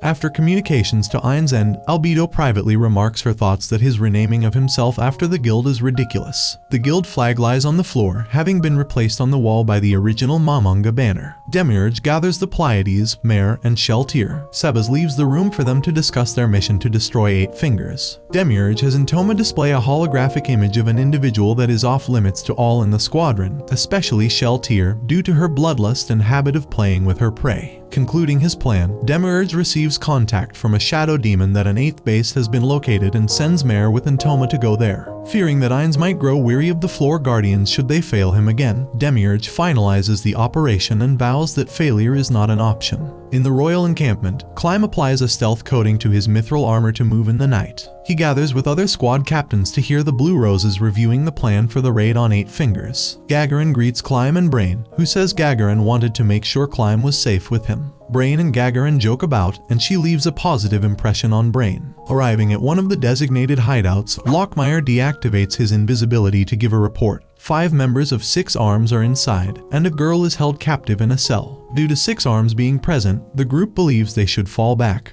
but stop as they see Sebas arriving. Both parties explain their situations and adjust the plan. Sebas will directly handle 6 Arms and focus the security to the front door, while Climb, Brain, and Lockmire covertly infiltrate the stronghold. As Sebas enters the front gate, he is welcomed by 4, not 5, of the remaining 6 Arms. Sebas asks if Zero is up there, and when they affirm it, Sebas points to Solution to scout the balcony. 6 Arms, misinterpreting this gesture, states it will do him no good as they will make him suffer, whereas Sebas counters that if they attack him at all once, they may survive at least 10 seconds. As they introduce themselves, Sebas is immediately angered by Davernok's title of Undead King as he is an inferior undead, and instantly blows his head off, following with decapitating Edstrong and punching Peshurian's head clean off, and finally killing the frightened Malmbist. Causing a fright amidst the 8 Fingers subordinates, Solution relays to Sebas that Zero is not among the patrons on the balcony, and Sebas gives himself another 10 seconds to slaughter the henchmen. All the while, Brain, Climb, and Lockmire infiltrate the stronghold with no issues and reach the cell holding Tuer. Elsewhere, Hilma wakes up from sleeping and finds her manor encased in shrubbery. Behind her stands Mare, who asks if she is the most important person in the manor. Hilma affirms this, trying to affectionately get answers from Mare, but as Mare is relieved to have found her, Hilma is frightened due to Intoma in a corner eating the twitching arm of one of her dead servants. Mare shatters her leg and drags her away by the hair, leaving Intoma to empty the manor of valuables. As Intoma snacks on the severed arm, Gagarin arrives behind her, asking what she's eating. Shocked at the sight, Gagarin readies to fight. While Intoma offers a parley, Gagarin cannot do so as an adventurer. When Gagarin shatters the ground, loose debris scuffs Intoma's attire. Enraged at the disrespect of something granted to her by the Supreme Beings, Intoma fights seriously. She summons Bladebug and nearly kills Gagarin, but Tia arrives to save her. As the Blue Rose duo fight Intoma, they have difficulty with her array of insect-themed magics. Intoma replaces Bladebug with Whipped Millipede and overpowers them until Evil Eye arrives. Evil Eye offends Intoma for her appearance and says she's weaker than Evil Eye, causing the insectoid maid to go into a frenzied attack. Evil Eye frees Gagarin to heal Tia's wounds as she battles Intoma. When Intoma unleashes a swarm, Evil Eye, seeing her magic similar to that of a demon god, uses Vermin Bane and poisons Intoma. Intoma's face falls off and her lip bug dies, causing her original voice to assert, causing Gagarin to taunt her, sending Intoma with her true form into a bloodlust. Gagarin knocks Intoma away, but the clash between her armor and the maid uniform causes her concern. The trio then uses an onslaught of their strongest attacks and spells to wear Intoma down. With the maid out of stamina and no more bugs in her arsenal, Tia moves in for the kill. But Jaldabaoth appears to save Intoma and has her flown away by a carrier bug. Evil Eye warns her comrades to flee with the utmost haste, but Jaldabaoth attacks and withstands each of Evil Eye's magic. Using his Hellfire Wall, he hits Tia and Gagarin, killing them unintentionally, even offering condolences to Evil Eye. He used the spell based on the standard of Evil Eye's power but is surprised by the difference in their weakness. Enraged, Evil Eye attacks but is unable to do any point of damage to the demon. Deciding to fight him, Evil Eye is stopped when Momonga arrives, landing in between her and Jaldabaoth, and asks which one of them is his foe.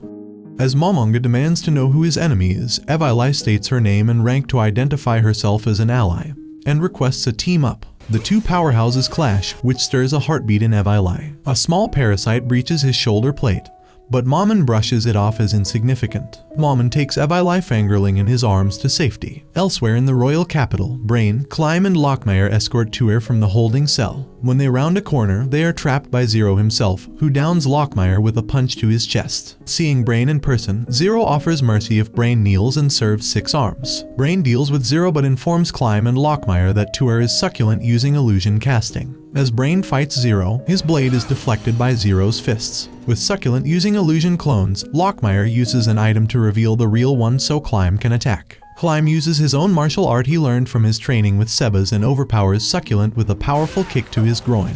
Zero offers a more powered battle with Brain, both use their strongest techniques. As they dialogue, Sebas arrives, shocking Zero who is in disbelief that his subordinates could have lost against an old geezer. Climb informs Sebas the tour they found was a fake, but the real Tuer is behind Sebas. Enraged, Zero pauses his battle with Brain to fight Sebas, using his strongest monk attack to strike Sebas' center mass. Sebas nonchalantly counters with a drop heel kick, caving Zero's head in, his dying breath in asking who Sebas really is. After Nabe arrives at the manor, Evil Eye gives a report of their encounter with the insect maid and how she nearly killed her. Evil Eye then internally has the first girlish thoughts she had in centuries since being a vampire. Thinking over the recent events, Momon concludes Evil Eye is not simply a child with an adamantite ranking. Momon offers to help carry her fallen friends, but Evil Eye mentions that her team leader Lachius will be here shortly with her 5th tier resurrection magic raised dead, but the magic would cause her comrades to be unfit for combat for a time. As Momon would like to meet Lachius, Evil Eye gets flustered over the idea.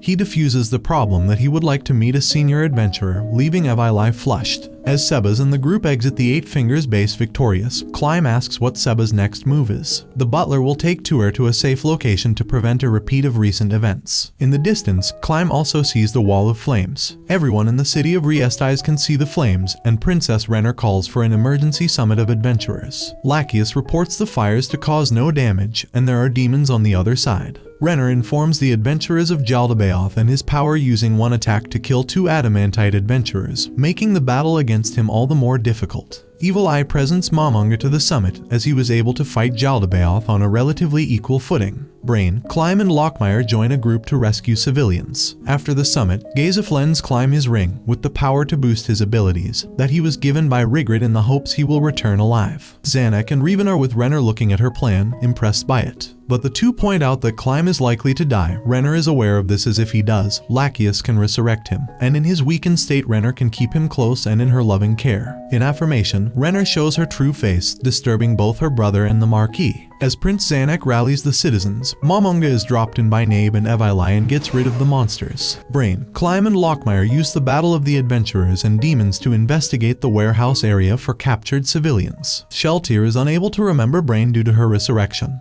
but Brain takes it as she can't remember him since she views him as insignificant. Brain uses his field martial art, and Sheltier walks into it.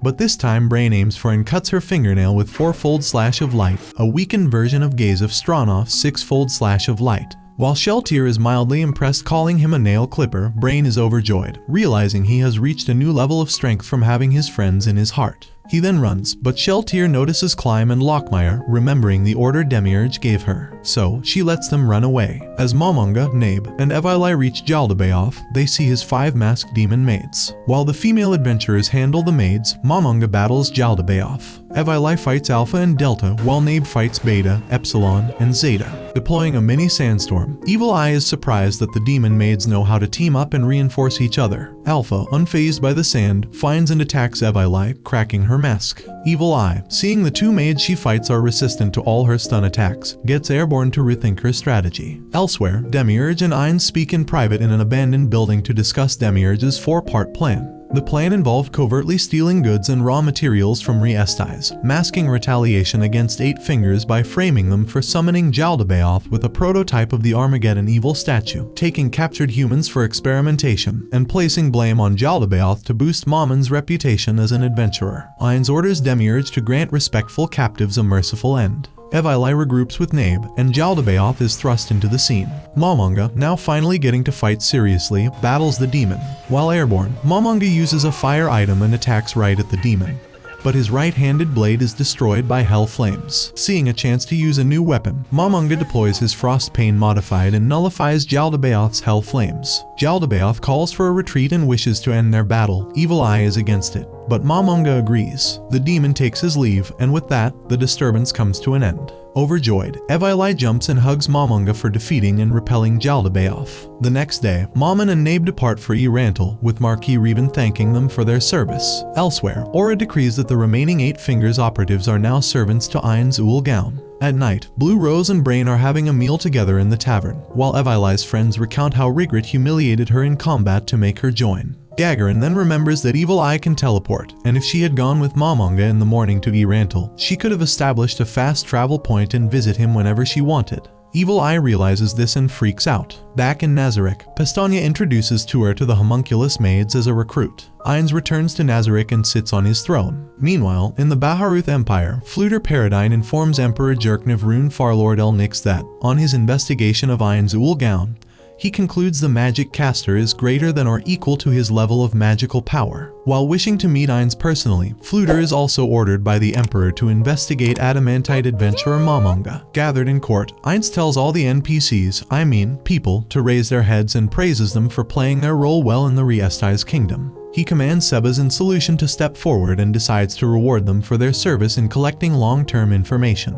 Then, Ainz tells Sebas that his wish is to free Tsuer, but he has already freed her because the debt was already owed. Not just that, but he also tells him to ask him for anything, and he could have asked for anything like money or a father figure, but Sebas has nothing to ask. When Ainz forces him, Sebas demands clothes and food for Tsuer. Hearing that, Ainz assures him that he will be provided with enough gold. Then, Ainz asks Solution about her wish, and she demands innocent humans for herself, which he grants. Well, not that we know what she is up to, but let's just say those poor humans. After that, Ainz asks everyone for their wishes and grants them rewards. Later, while taking a shower, he knows he has tried many ways to keep his body in fine condition and finds a slime shower the best option. Now, he relaxes because he has nothing to do. On the other hand, maids gobble down their lunch in the corridor and are happy because they have the whole day to rest. Then, one of the maids gets up and goes to Ainz's room to serve him.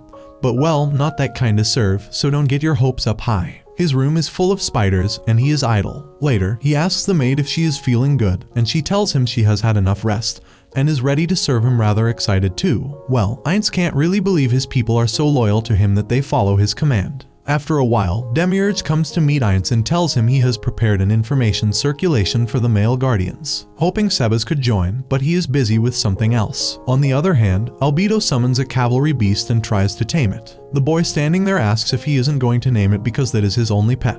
So, Albedo tells him that he doesn't think of the beast as his pet and he just wants to ride it. Bet Belle from Beauty and the beast wouldn't reject riding the beast too. Anyways, when he climbs onto the beast, it can't stand his weight and falls onto its knees, just like drop down in front of their professors. What did he say? Intoma comes and summons the encyclopedia she got gifted by Lord Ainz.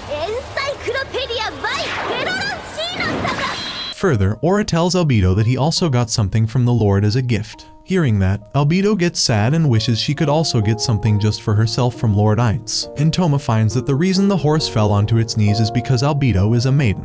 Albedo tells them she is waiting for the Lord to summon her to his bed. Aura and Intoma motivate Albedo and tell her not to lose hope. Meanwhile, Mare is at the castle and she gets a file from the Lord that she has to deliver to Ainz. Albedo is also in the room and Ainz appreciates Mare for her help. Suddenly, he lifts her out of kindness, but the maids think he is going to eliminate her. Albedo starts laughing and jumps over Ainz, her face red, and starts moaning, telling him she will finish in a minute. Well, she surely wanted to get impaled by Ainz. Later, all the male guardians, including Ainz, are in the slime bath. He hears a sound from the outer wall of the bath and gets nervous. Demiurge tells him it is Albedo and she is angry. Of course, Ainz gets nervous because he thinks the wall might fall down any time. Demiurge and the others keep enjoying the slime bath, unable to believe they are relaxing. Ainz decides that Demiurge and Albedo will become the doctrine that Nazarick will follow. Not just that, he also orders them to tell everyone that Nazarick will move forward. Ainz asks everyone for their opinion, but no one comes forward. Then, he tells Demiurge to explain the plan to others. Very excitedly, Demiurge starts explaining. Well, Mamunga was lost in his own thoughts, having no idea when something like world domination was decided. Even though he looks so buff and all, he panics on the inside. Of course, anyone could have social anxiety, so he decides not to ask about the plan because it might cause another suspension. To think about it, Ainz decides to dominate the world, because it low-key sounds cool and dominating is always fun. Being loyal, Demiurge tells him that he won't forget any of his words, making him sound like the Notes app. Demiurge knows that world domination is not something easy, so he suggests that they should make Nazarick public because it could help them. Demiurge knows that Lord Ainz has already made his move for world domination but wants him to tell everyone about it. Meanwhile, Ainz has no idea about what he planned, he is just playing around the bushes so that no one suspects him. Well, Ainz is just as surprised as we are to know the stuff none of us knew about him. Then, Demiurge tells everyone that Ainz did not destroy the Karn village, instead he ruled over them. Everyone was impressed because, at first, it looked like Ainz was soft and started showing mercy. Well, Ainz himself is really surprised because that's totally not his personality and Demiurge sure got it all wrong. On the other hand, humans are living peacefully in the Karn village. They are trying to rebuild it and make it safe for other people. Henry walks around with a goblin who is working with her. Henry meets some other villagers who are trying to rebuild the village. One of them thinks that it is weird for people to move to such a dangerous place, but his wife interrupts him and stops him. One thing they all know is that they are safe because of their lord. Later on, Henry goes to meet her friend, Enfira, and she sees smoke coming out of his house. Of course, she gets worried, but her friend comes out, excited.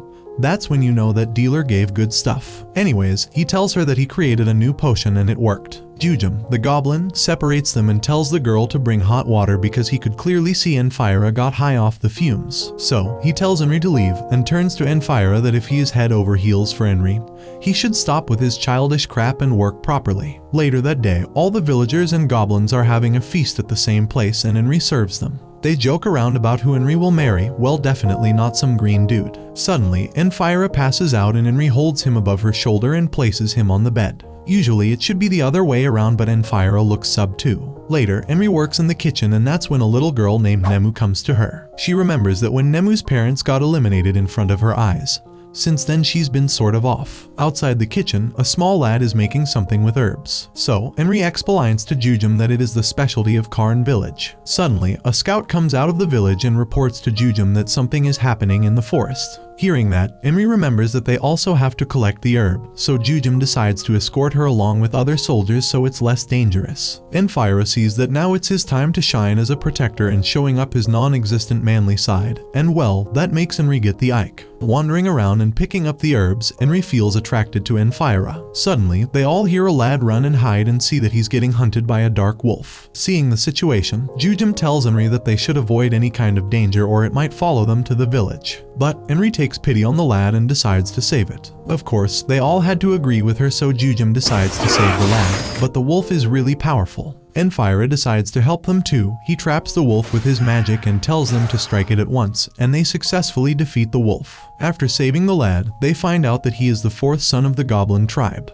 But the lad is traumatized and covered in blood. Enfira uses his new potion on the boy and heals him instantly. After a while, the little boy tells them that the dark magical beast is coming toward the village. Henry escorts the boy to their village. The boy is shocked when he sees the wooden wall of the village and tells them that it looks like the Monument of the Ruin, a scary place that appeared recently in the forest. Anyways, Henry tells them that they should get inside the village first and talk about it in detail, but Lupis comes behind them suddenly and scares them. Inside the village, Lupis is curious about the goblin boy who is nervous around her. Brita, the ex-adventurer in the village, is called to the meeting by Jujum. Lupis is surprised that goblins and humans live together in this village. It's too modern for her. The goblin boy, named Agu, tells them that there are 3 dark creatures in the forest who fought the king of the ruin to take control of the forest and rule over them. Further, he also says that the Dark Shadow King wants to make them slaves, which is why they ran away. The boy warns that the Dark Shadow King might come to the village too. Lupis says she can ask Lord Ainz for help, and Henry decides to prepare the village for the possible danger. So, they all go out, and Jujum tells the boy to stay careful of Lupis because she is a strong girl. But before Lupis leaves, Ainz gives Lupis a bottle of potion and requests her to deliver it to Ainz on his behalf. While Henry is sleeping with her sister at night, like most Japanese producers behind the screens, What?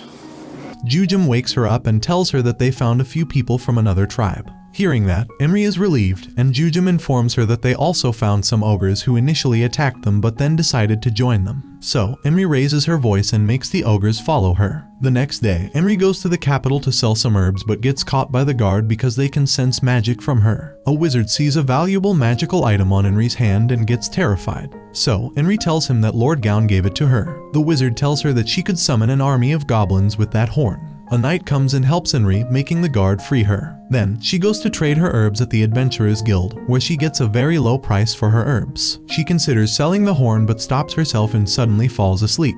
After a while, the lady at the Adventurers Guild wakes her up and offers her a big price for her herbs. Henry and the goblins are camping on the roadside. She gives them all good weapons and thanks them for protecting the village. Once she gets back to the village, she becomes worried because a few villagers don't want the other tribe members to live with them and share food. Henry meets Lupis and consults with her. So, Lupis tells her that she doesn't have to listen to foolish people and should listen to herself. Henry later talks to Ainz, which helps her a lot. She decides what she has to do and thanks Ainz for his help. Lupis is floating over the Karn village when her sister Yuri comes and tells her that Lord Ainz has called for her. Yuri also notices that Lupis looks happy, which is because Lupis is pleased that a new leader has been born and history is going to change. They return to the capital, and Lupis wishes Henry the best in making the village better. Ainz calls Lupis and inquires whether she has heard about the movements of the giants of the east and the demon snake of the west. Lupis acknowledges that she's aware but didn't find the information useful enough to convey. Disappointed, Ainz gives her a look and asks her what she thinks the village of Nazarick means to him.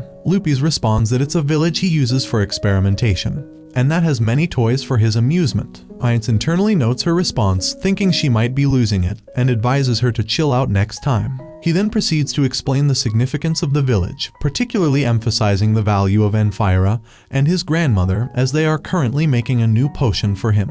Lupis then hands Ainz a purple potion made by Ainz, which pleases him, leading him to once again commend the Balar family's genetics. Ainz further elaborates on how potions in this world deteriorate over time, contrasting them with the non-spoiling red potions from Yggdrasil. Ainz is developing a potion similar to those from Yggdrasil but without needing any resources from there. Despite considering Ainz important enough to confine to Nazarick, Ainz prefers gaining someone's trust over coercion to achieve their goals. Curious about Ainz's decision to give Britta a red potion, Lupis questions him, leaving Ainz momentarily perplexed. He humorously justifies his actions, stating it was for the greater good, which surprises Albedo. He explains Ainz's true intention, revealing that he anticipated Britta seeking help from an experienced chemist, thus leading him to Ainz. They all praise the wise king, while Ainz is laughing inside thinking how gullible they are. Continuing, Ainz asserts that Ainz is the most important person in the village, followed by Henry as Ainz is down bad for her, and finally Ainz's grandmother Lizzie. He entrusts Lupis with their protection, to which she readily agrees. She starts fangirling over Ainz as she marches outside.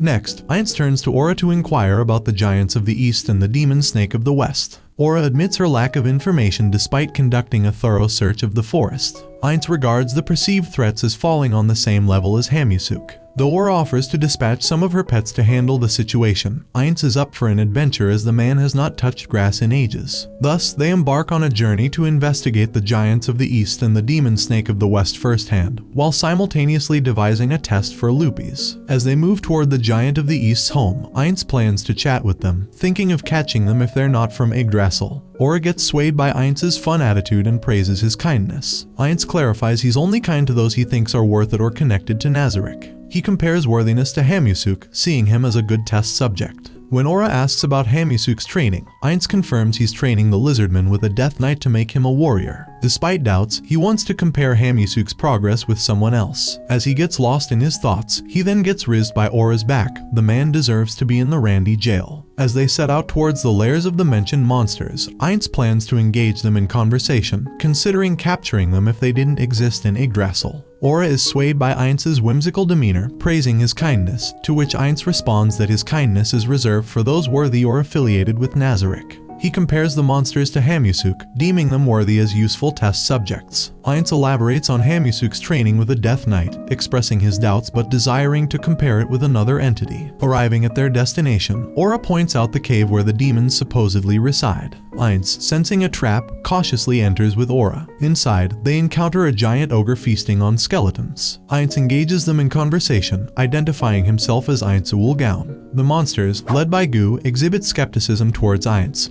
but Ainz challenges Gu to a duel. Despite Gu's attempts to attack Ainz, he remembers Ainz unscathed due to his powerful defenses. Ainz retaliates, eventually incapacitating Gu and making him and his subordinates disappear by using Despair LVL5. Naga surrenders, promising to bring his subordinates. Returning to Nazarick, Ainz consults Demiurge about food, then receives confirmation from Intoma that Lupis has passed her test. He grants permission for the next test, involving the protection of 3 individuals during an upcoming battle. Meanwhile, in Karn village, Henry is awakened by the warning bells of the village. An emergency is declared in the city. Henry and Enmu get out of bed to find the villagers running in a panic. A neighbor arrives to take Enmu with her. Henry tells Enmu to head to the gathering point because she needs to help save the village. Enmu escapes with the neighbor while Henry takes on the responsibility of being the village chief. Jujum and his soldiers set up defenses as Henry and Enfira join them. After helping his grandmother reach the gathering point, Enfira hands over some potions to use as weapons. Brita speculates whether the enemy is the Giant of the East and the Snake of the West,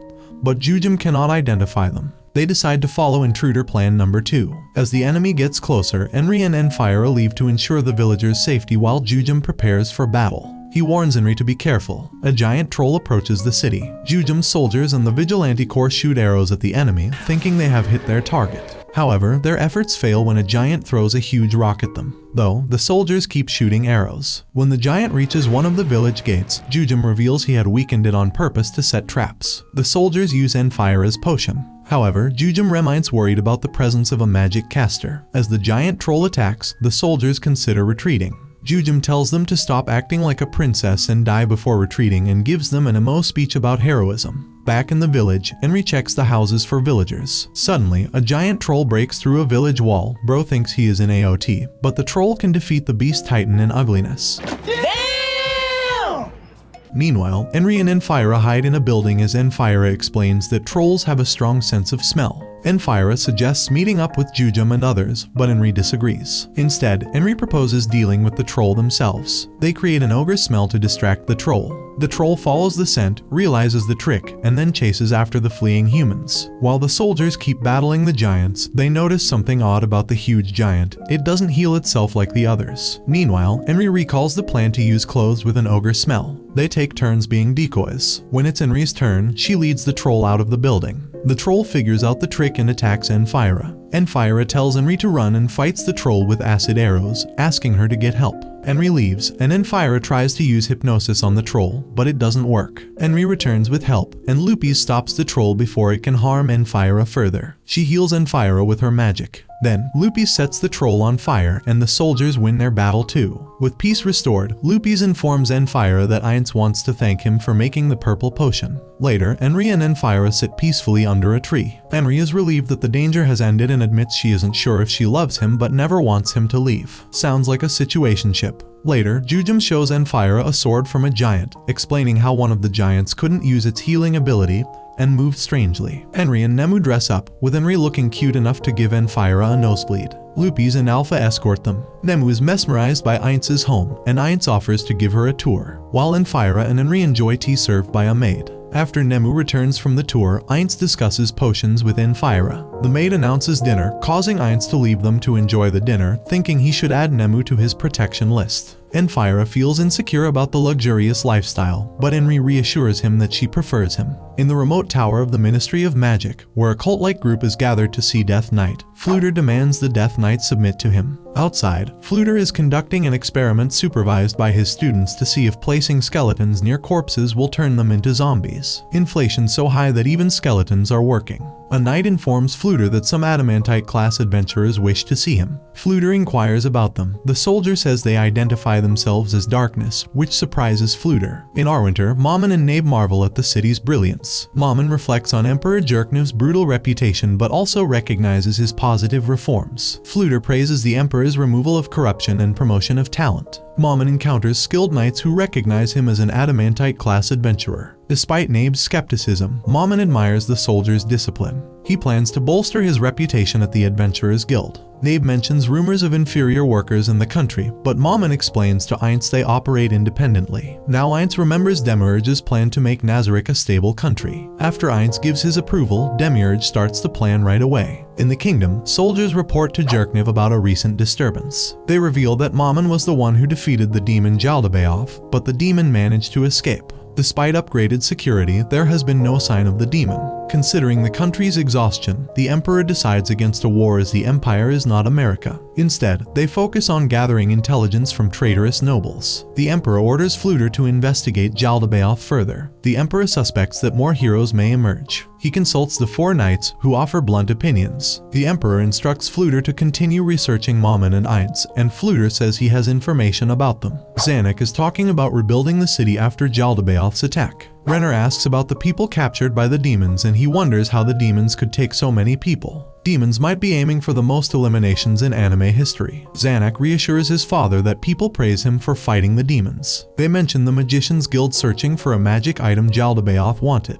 Barbo interrupts them to ask why soldiers haven't moved to Erantal. Zanuck says it's because the Empire isn't attacking.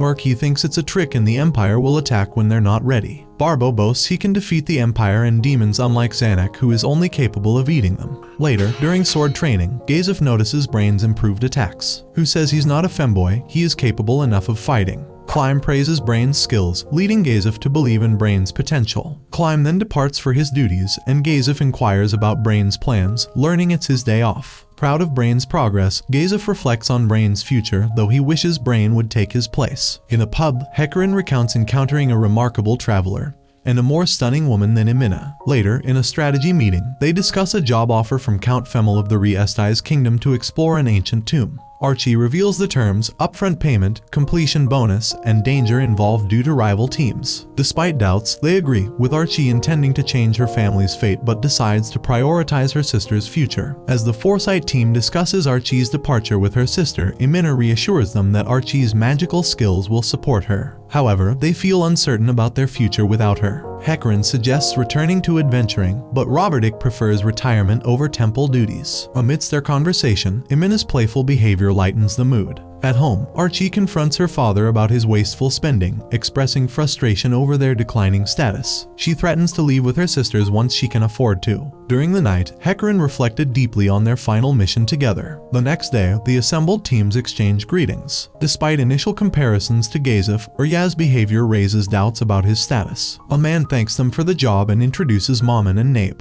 Mammon questions their motivation for accepting the dangerous mission, noting that unlike adventurers, they possess the freedom to decline, to which they admit it's for the money. Mammon reflects on the value of risking everything for monetary gain and apologizes for his question. As they progress on their mission, everyone wonders about the tomb and potential dangers. Emina wonders about the narcissist buried inside.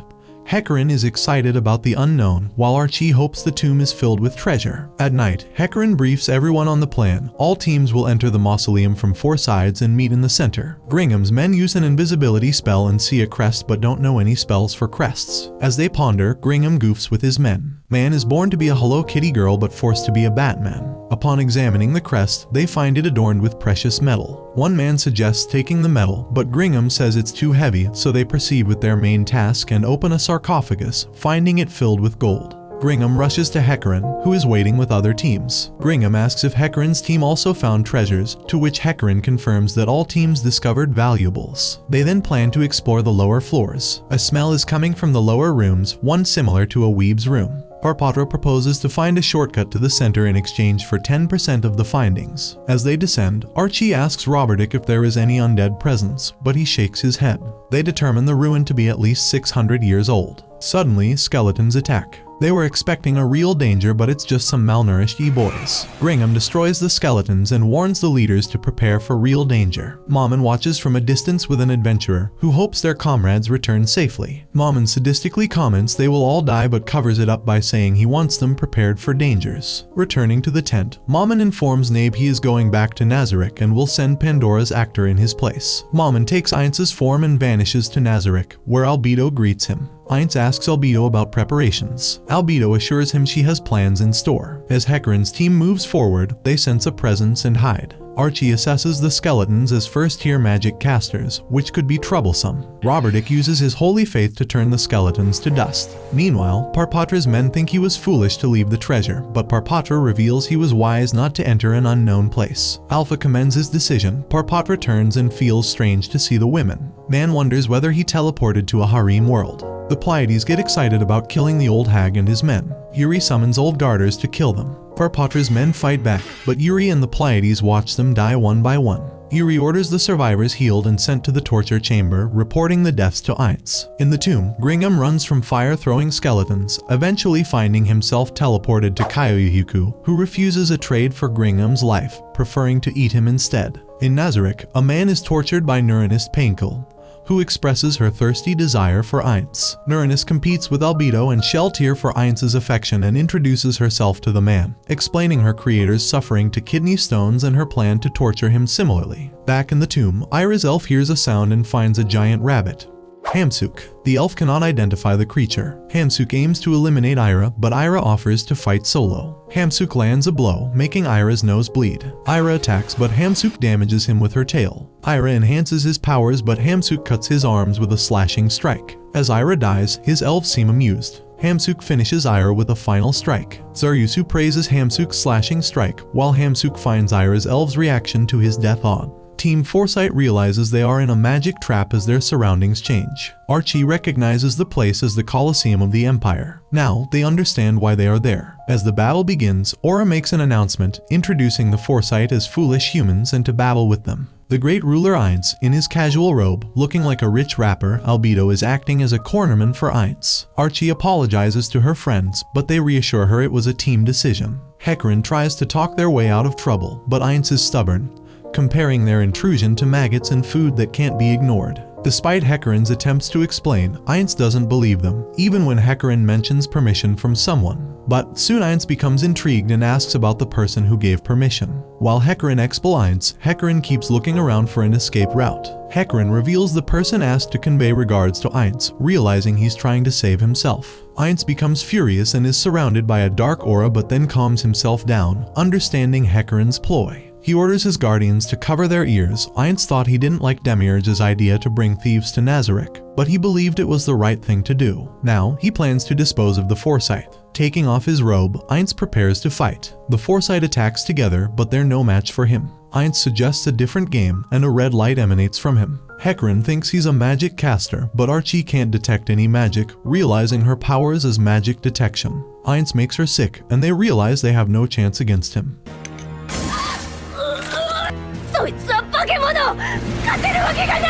During the fight, Ainz targets Emina, but Hecarin intervenes, only to be defeated by Ainz. Warning Hecarin, Emina scolds Hecarin, threatening Ainz to turn Hecarin back or face Momon of Darkness. Ainz says that they should not count on him, and Robertic offers to distract Ainz, while Archie escapes. Robertic tells Arch to leave briefly so she won't distract them. He gives her money for her and her sisters. Emina supports Robertic, urging Arch to think about her sisters. Robertic assures Arch that they will defeat Ainz and follow her. Trusting them, Arch flies off to find her sisters. Seeing this emotional moment, Ainz considers them more pitiful than he thought. Robertic and Emina argue that Archie is their comrade, questioning Ainz if his comrades were any different. Emina asks Ainz to let Arch go. Ainz agrees but orders Sheltier to get rid of Arch, but without pain, of course. Robertic and Emina attack to buy her more time. And yes, this is considered to be a nice act if Ainz had to say so himself. As Archie tries to escape, Sheltier reveals to her that she is still on the 6th floor of the Great Tomb, and escaping from here is impossible. And she shall die a painless death. As Archie attempts to struggle, Sheltier devours her.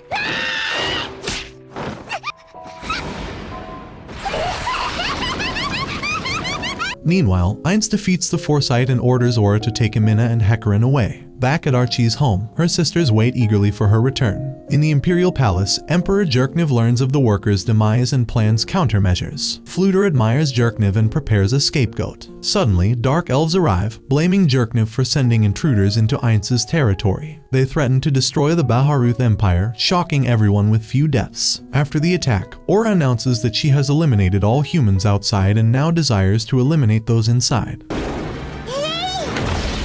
However, she doesn't know the Emperor's identity. Aura demands that the Emperor apologize to Ainz or face consequences, to which the Emperor reveals himself and instructs Fluter to accompany him to Nazarick to maintain peace. On the journey, Jerkniv, feeling more energetic after a nap, blames his tiredness on making changes too quickly. Vermilion agrees like a good puppy, saying that by removing many nobles, there aren't enough officials left. Jerkniv worries that if he continues at this pace, the next emperor won't like him. Fluter is confused because the loser emperor doesn't even have a girlfriend. Fluter asks if Jerkniv plans to marry, but Jerkniv dismisses his suggestions. Someone just got blushy. Then, Lanus tells the emperor they're nearing Nazarick and a maid is ready to greet them. Fluter warns that the world they're about to enter is very different, and if anything goes wrong, Jerkniv should ask Fluter to teleport them away immediately. Upon arrival, Yuri and Lupis welcome the guests. Yuri changes the unpleasant weather to a sunny day using a high-tier magic spell, astonishing Fluter. As the Death Knights march in holding tables, Jerkniv wonders if Death Knights have the same significance in this world. The maid reassures them that these Death Knights, created by Ainz, will not harm humans. The maids serve orange juice, which everyone enjoys, before leading the guests to meet Ainz. Jerkniv sees Ainz's immense power, wealth, status, military might, magical skills, and beautiful women, realizing he cannot intimidate Ainz. Upon meeting Ainz, Jerkniv concludes that surviving this encounter unscathed and avoiding harm to the Empire would be a victory. Ainz formally welcomes Jerkniv, and when the Emperor thanks him, Demiurge says a mere human should not address Ainz as an equal. Ainz stops Demiurge, apologizes for his actions, and the Emperor offers the head of the person who sent intruders to Nazarick. Ainz accepts and transforms the head into a Death Knight. Addressing Jerkniv, Ainz states there is no need for an apology but emphasizes that he will eliminate any threats to Nazarick to restore peace. Jerkniv proposes an alliance, suggesting Ainz establish a country on his current land with the Empire's full support and assistance in creating friendly ties with other states. Ainz quickly agrees, surprising Jerkniv. He promises to get in touch with Jerkniv soon regarding these issues and assigns his secretary, Laun, to stay with Ainz for communication purposes. Ainz sends Demiurge along with Jerkniv, noting the cunning move of sending someone skilled in human manipulation. As Jerkniv leaves, Sheltir asks why Ainz agreed to collaborate. Ainz replies that he prefers ruling through power and sees alliances as more advantageous than making enemies. Demiurge hints at Ainz's larger plan, mentioning the adventurer Mammon as part of a strategy to prevent the country's downfall. Ainz has no clue what deep mess Demiurge is talking about but asks Demiurge to explain so he doesn't lob. In the carriages, Jerkniv thinks about his visit to Ainz's castle. He sees Ainz as a powerful figure like Death on a throne but refuses to give up. Knowing Ainz can easily summon Death Knights, Jerkniv realizes the Empire could collapse in a day if Ainz becomes their enemy. Jerkniv figures out that Fluter usually stays behind to study Ainz's superior magic. Remembering that Fluter suggested sending the workers, Jerkniv suspects Fluter betrayed them to gain favor with Ainz. He decides to create an alliance with other nations against Ainz, but he knows they must proceed carefully. In Nazarick, Demiurge discusses the Emperor's plans, predicting that Jerkniv will seek alliances and potential internal betrayal. Although the idea of betrayal is offensive, Albedo reassures them that everything is going according to Ainz's plan. They decide on establishing Nazarick as a nation with the title Sorcerer King for Ainz. In Arwinter, Fluter reflects on his awe upon meeting Ainz, who demonstrated immense magical power. Having begged to become Ainz's student and offered everything in return, Jerkniv now plans for the step forward. In the capital of the Riesti's kingdom, a messenger arrives with news that the Empire has recognized Nazarick as a country led by the powerful sorcerer Ainz. Consequently, he requests King Ramposa to return the Erantal property to Ainz. Ainz is dreaming of a new America. The royal court, however, is skeptical of Ainz's claim, viewing it as an excuse for invasions. Gazef believes that Ainz is the same person who saved him. Furthermore, a royal suggests Ainz save Gazef, thinking of him as an ally. Margave shuts him up before they get yeeted from the kingdom. Varki insists they cannot accept the Emperor's declaration and suggests war. King Ramposa then asks Gazef for his opinion. Gazef warns that war will be difficult due to Ainz's powerful magic and advises surrendering Erantal. Although some royals mock this idea, one supports it to avoid war and save lives. As the debate intensifies, a royal accuses Gazef of acting sus. Nonetheless, King Ramposa defends Gazef, emphasizing the threat Ainz poses. Despite this, the king refuses to give up the land without a fight. Revan argues that they must prepare to defend Irantal and offers his troops for the front line. Gazef reflects on the royal faction's growth since Jaldabaoth's attack, recognizing the need for King Ramposa to maintain his strength. Subsequently, they decide to prepare for war and delay their response to the Empire. The king orders troops to gather around Irantal and decides to lead them himself. Although Prince Barbro volunteers to join the king, Zanuck suggests Barbro should stay behind as the royal heir. Nonetheless, Bulop insists Barbro should fight and sends 4,000 troops with him. In his study, Revan is frustrated how everyone is acting like dumb Sigmas, squabbling over power while facing imminent danger. Blumrish is even secretly leaking information to the Empire. Revan hopes Zanuck will inherit the throne soon. After hearing a knock, Revan's son enters, and Revan softens and acts like Kawaii Unicham, expressing his desire to provide everything for his son. 2 months later, with preparations complete, the council discusses their war strategy. Revan's intelligence indicates the Empire's army is 1.5 times larger than last year and includes 6 legions. Additionally, Ainz might also be on the battlefield. Although Bulop dismisses the threat of a single magic caster, he agrees they should plan for Ainz's power. Bulop requests permission to send Barbro to gather intelligence from Karn village, which Ainz saved. As Bulop discusses leadership for various units, the king suggests Revan should lead. Consequently, they prepare to move to the battlefield. Once the nobles leave, Ramposa confides in Gazef his fears for his young lad's safety in war. Gazef notes that Bulop likely shares the same concern. Ramposa regrets not addressing the noble factional split sooner and wishes to leave a strong kingdom for his heirs. When Revan enters, the king apologizes for the burden, but Revan believes it is the right choice. Gazef apologizes to Revan for previous disrespect, misunderstanding his intentions. They share a heartfelt moment before Revan returns to planning. On the battlefield, Gazef worries about the impending casualties and Ainz's intentions, considering him an adversary to avoid. Near a tent, Gazef meets Brain and Climb. Brain explains to Ainz that adventurers won't join the battle, though ex-adventurer Lockmeyer works for Revan. Gazef advises Climb to be more aware of his surroundings, and emphasizes on importance for protecting Princess Renner. Brain advises Climb to train in this awareness. Additionally, Brain reveals his intent to meet Mammon of Darkness, who defeated the powerful vampire Sheltir. Gazef suggests changing Climb's armor color for less visibility, but Climb refuses, wanting to riz the princess.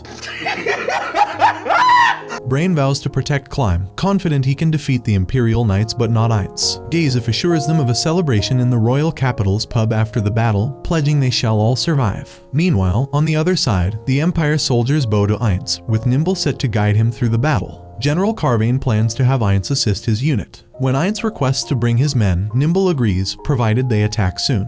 Ainz then contacts Sheltir to send soldiers. He pulls an Avenger in-game on them to open a gate to transport his large army. On the other hand, Barbro, feeling tricked into a minor errand by Revan, plans to head to Katsi PL Ainz after Karn village. Despite his soldiers warning that most of their troops are on foot, urging caution, Barbro insists on proceeding with speed. As they go to the village, Barbro wonders why he was sent there. Barbro comes up with a sadistic plan. He'll use the Karn villagers to negotiate. If Ainz steps out of the war, the Empire will retreat. He plans to use the villagers as soldiers, and if Ainz slices them like Fruit Ninja, everyone will see what kind of monkey Ainz is. In the village, Agu expresses his gratitude to Enri. Enri is busy checking the village stock for the winter. As Enri walks through the village, everyone greets her respectfully as chief. Overwhelmed by her responsibilities, Enri goes into the barn and collapses. Enfira encourages her, reminding her of the work still ahead. Enri recalls how Agu believes she can defeat any monster because her troops pretended to lose to her in arm wrestling, leading the villagers to view her as a big shot. Enfira jokes around, and Enri comments that his perfume could sell well in the village. As she moves closer to him, Enfira becomes flustered, and Enri accidentally falls on him, making him notice her talents. What did he say? Just then, Jujum informs them of an emergency. Ainz learns from Lupis that Barbro has arrived with 5,000 soldiers to question the villagers about Ainz. Lupis suspects the prince plans to take the villagers hostage to make Ainz surrender. Enri is stalling the prince's army to give the ogres and goblins time to hide. Ainz, concerned about his potion experiment being exposed, orders Lupis to keep him updated and protect 4 key villagers. Barbro's minion, Baton, demands entry. Losing patience, Barbro orders the village to be fried like a chicken, but his soldiers convince him to burn only the watchtower. As the watchtower burns, villagers feel threatened. Henry asks the villagers what they should do next, and everyone agrees to fight back. Henry turns to Jujum for a strategy. Jujum proposes putting the older people at the front lines. The elder chief suggests letting the women and children escape, but the village is surrounded. Jujum plans to open the front gate to lure the soldiers in and then attack, giving villagers a chance to escape to the Great Forest with Britta and Agu. He assigns Enfira and Henry to lead the escapees. Jujum reminds Henry that she still has one summoning horn left. Outside the village, Barbro wonders about identifying villagers linked to Ainz and regrets not bringing a torturer. When the gates to the village open, suddenly some ogre attacks them, crushing them like a whack-a-mole, causing certain casualties. The ogres retreat and shut the gate, furious, seeing his flag on the ground. Barbro orders his soldiers to burn down the village. As Jujum diverts the soldiers, Britta, Agu, Henry, and Enfira lead the children to escape through the forest, but a soldier spots them. Enfira fights to buy time, but Henry uses her goblin horn, surprising everyone. Meanwhile, Jujum and the ogres struggle against Ainz the kingdom's soldiers. Surrounded, Jujum hears a sudden horn. Barbro wonders if reinforcements have arrived. Seeing goblins march towards them, Jujum orders his soldiers to head in their direction. An old goblin who looks like he is shipped straight from China introduces himself as a strategist of the army. Ainz watches, surprised by the large goblin army. Mare asks if the item Henry used was magical. Ainz reveals he gave it to her as a gift, thinking it was a useless item. Barbro's soldier suggests retreat, but Barbro refuses. He fears the goblin army might attack Reincarnated, so retreat is not an option. They attack, but the goblins cause many casualties. Outside the village, Henry reunites with the goblin strategist and Jujum. The strategist explains to Ainz that the 5,000 goblins were summoned at Henry's command. Ainz thinks the first horn summoned goblins like an Yggdrasil. Ainz believes the item has a hidden effect that activates under certain conditions. As Barbro escapes, faster than your dad did, the goblins debate if it was right to let him go. One says it was planned by the strategist to allow room for negotiation. At night, Barbro throws a tantrum over being defeated by goblins. Lupis walks in. Barbro asks who she is. Lupis reveals she is a maid serving Ainz and is there to eliminate them.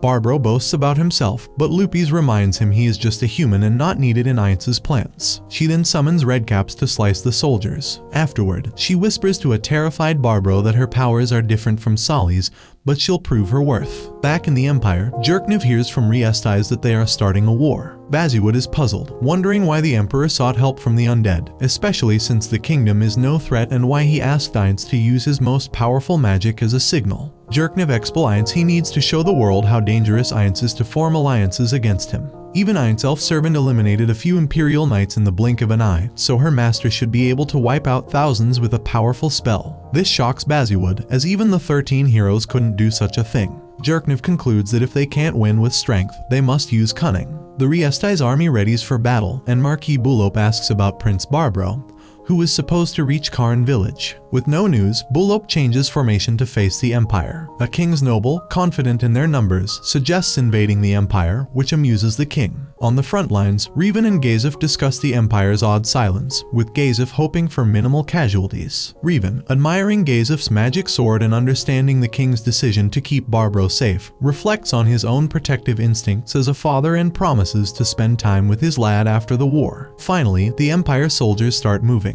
Ainz arrives with his Death Knights, shocking everyone with a dark aura. Gazef warns that this is the same Ainz he had cautioned them about. Ainz begins using a visibly powerful spell. Revan suggests retreat, advising Gazef to protect the king while he returns to his unit. Gazef insists that the retreat be quick and disorderly, as slow and steady gets sliced. Ainz, recalling Yggdrasil tactics, prepares to unleash destruction, eliminating many without remorse as he prioritizes Nazarik's greater good. He uses tribute to dark fertility, horrifying both sides and instantly eliminating 70,000 soldiers. Terrified, Nimble marvels at Ainz's power, but Ainz reveals the spell isn't over yet, as it summons dark, multi-faced monsters similar to my college friends. Proud of summoning 5 monsters, Ainz orders them to eliminate everyone except 4 people. Chaos ensues as everyone runs from the monsters, with Revan urging his men not to look back and run while the other get trampled. Ainz removes his mask and demands applause, with Mare clapping cutely. Soldiers applaud in fear as monsters approach. Ainz believes the Empire's army was supposed to attack with his magic spell but feels bad they might get hurt, so he decides to act. Nimble, horrified, asks how many more Ainz will eliminate. Ainz, annoyed, clarifies he's undead, not a demon, and targets his next move. Honestly, what even is the difference at this point? The soldiers urge the Emperor to flee, but he refuses, asking his troops to retreat instead. Climb runs in, asking if they are the only soldiers. Brain speculates the others have fled. A soldier suggests returning to Reincarnated to plan a counterattack. Gazef will hold back the monsters. King Ramposa considers retreat and promises rewards once they reach Reincarnated. Brain jokes about wanting Climb to marry the princess, to which the king agrees, promising Climb a royal title first. Gazef, refusing to abandon his duty, faces a monster, but it doesn't attack him. When Gazef strikes, the monster pushes him down. Gazef encounters Ainz, who asks him to become his subordinate to stop the war. Gazef refuses and challenges Ainz to a duel. Momonga faces Gazef in the middle of the desert, before the Reincarnated kingdom. He attempts to convince Gazef that he is no match for him. Gazef acknowledges Momonga's overwhelming power but chooses to embrace an honorable death. Momonga recognizes Gazef's rare valor and feels conflicted about eliminating him. Two guards stand witness nearby as Gazef shows Momonga his sword. Momonga asks for it after winning, but Gazef refuses, it's his country's national treasure. Momonga agrees and prepares for the duel. One guard acts as a bellman. As soon as the bell rings, Gazef charges at Momonga with full force. The Sorcerer King stops time and casts a spell. Time resumes and Gazef collapses. His guards are stunned, unaware of what just occurred. Momonga calmly informs them that Gazef is already dead. Brain and Climb bring Gazef's body back to the castle and brief the prince on the encounter. The Reincarnated kingdom's army is swiftly defeated, and Momonga plans to enter the country the following day. The council decides to surrender, knowing they stand no chance. Brain vows to surpass Gazef's strength and criticizes Gazef for choosing an easy end. He shouts defiantly that he won't let Gazef rest peacefully in the afterlife. The next day, Momonga and his forces enter the city with Albedo. The grieving lad confronts them, having lost a father in the war. Enraged, Albedo moves to get rid of the lad, but a mysterious caped man intervenes, stopping her. Momonga approaches and whispers something to Albedo. She calms down and asks the caped man for his name. He introduces himself as Mammon. Albedo offers Mammon a chance to join Nazarik's forces, but he finds it rude. Despite Albedo's threat to eliminate him, Nazarik's forces easily overpower the city's defenses, and every commander submits to Momonga, pledging allegiance to the Sorcerer King. Albedo, being her usual dramatic self, is lying in Ainz's bed, caught up in a whirlwind of emotions. She loves Momonga but serves Ainz, and after a bit of internal conflict, she decides to roll with it. Loyalty and all that, right. Meanwhile, in Reincarnated, Ainz is in bed, reading when he notices the sun has already risen. He briefly entertains the idea of telling his minions they're equals but decides to leave that for later. The maids come in for the shift change, and Fifth dresses him in an extravagant red and gold cloak, which makes Ainz uncomfortable as usual. He tries to act cool, but it's just classic Ainz being awkward when treated like royalty. Later, in his office, Ainz is feeding Nuru when Fifth announces Albedo's arrival with some elder liches in tow. Ainz pretends to be absorbed in the reports, stamping them with ease, but gets stuck on one page, admitting to Albedo he doesn't understand social laws. Albedo reassures him that supreme beings don't need to worry about such trivialities. Ainz praises her, finding her reaction cute, which flusters Albedo and makes the 8-edge assassins anxious. After finishing the paperwork, they review suggestions, and Ainz is embarrassed to find one of the ideas is his own.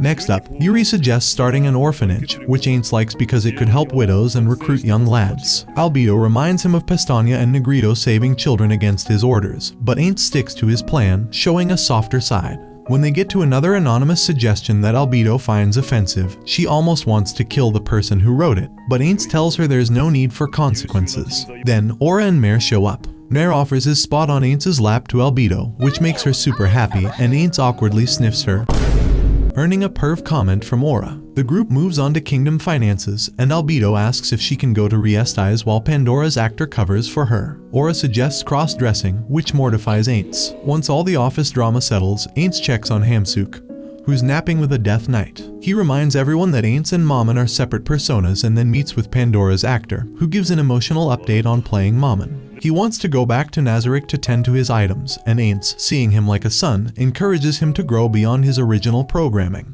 Pandora, now calling Ainz's father, gets shut down quickly and they discuss leadership. Meanwhile, Fifth struggles to climb up beside Ainz, who's overlooking Reincarnated. Ainz then strolls through the city with the gatekeeper and Nuru chilling under his neck. The undead labor as security and the streets are eerily empty. Fifth shares her anti-human views, which Ainz realizes sound a lot like Narbrel's. At the Adventurers Guild, it's quiet, no jobs, no adventurers. Ainz chats with Pluton Ainzek about the neutral stance of adventurers and the treatment of elves and other races. Ainz proposes annexing the Adventurers Guild and turning them into true explorers, not just monster hunters. He wants to empower adventurers, as his undead are stronger than most adventurers, and his military isn't suited for diplomacy. Pluton, moved by Ainz's vision, agrees to support the idea. After leaving the guild, Ainz has an epiphany. He tells Fifth he wants to create a utopia where everyone under Ainz Gown, regardless of race, is treated well. He dreams of a sweet world, hoping that one day his friends trapped in this world will come to his capital and see the changes he's made. One quiet night, Ainz Gown sat lost in thought, pondering the future of the Sorcerer Kingdom. He considered making it a utopia for all races, thinking it might even draw his old friends from the new world.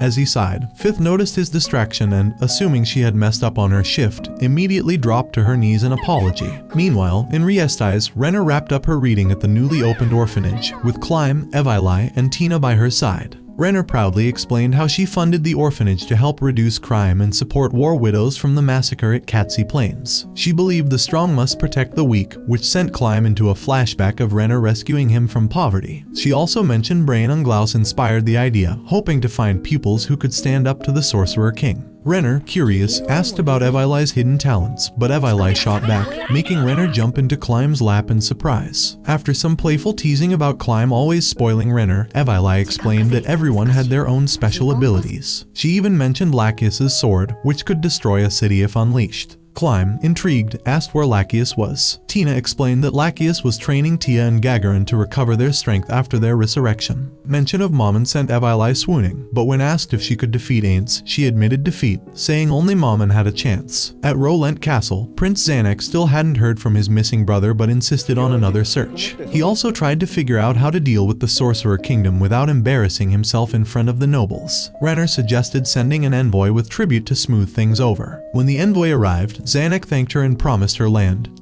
which Renner quietly declined when alone. Elsewhere, Brain was training under his master, Vesturklof die Lofen. Brain dismissed his master's advice, revealing that Ainz had killed Gazef with ease. Now, he was focusing on finding talented youths to train for the coming battle against the Sorcerer King. Outside Riesti's, Prince Zanek and his men watched the weather magic clear the sky for a diplomatic envoy. A Death Cavalier showed up, and Zanek remained calm, making sure his men were respectful. Soon after, Albedo herself appeared. At the evening venue, disgruntled noble Philip Dayton Elire Montserrat sulked in the corner, but quickly perked up when he saw Albedo. He rushed over, making a fool of himself, and introduced himself like a lovesick puppy. Back at home, Philip's father scolded him for embarrassing the family, reminding him that he was supposed to prove himself as the next heir. Philip didn't care, though. He was too excited about the idea of striking a deal with the Sorcerer Kingdom. He even admitted that his brother's death was a relief, ensuring his inheritance. When the butler mentioned Philip's upcoming ball, he bragged about getting the venue for free, thanks to meeting Hilma Signius. At Hilma's estate, Philip was annoyed no one greeted him.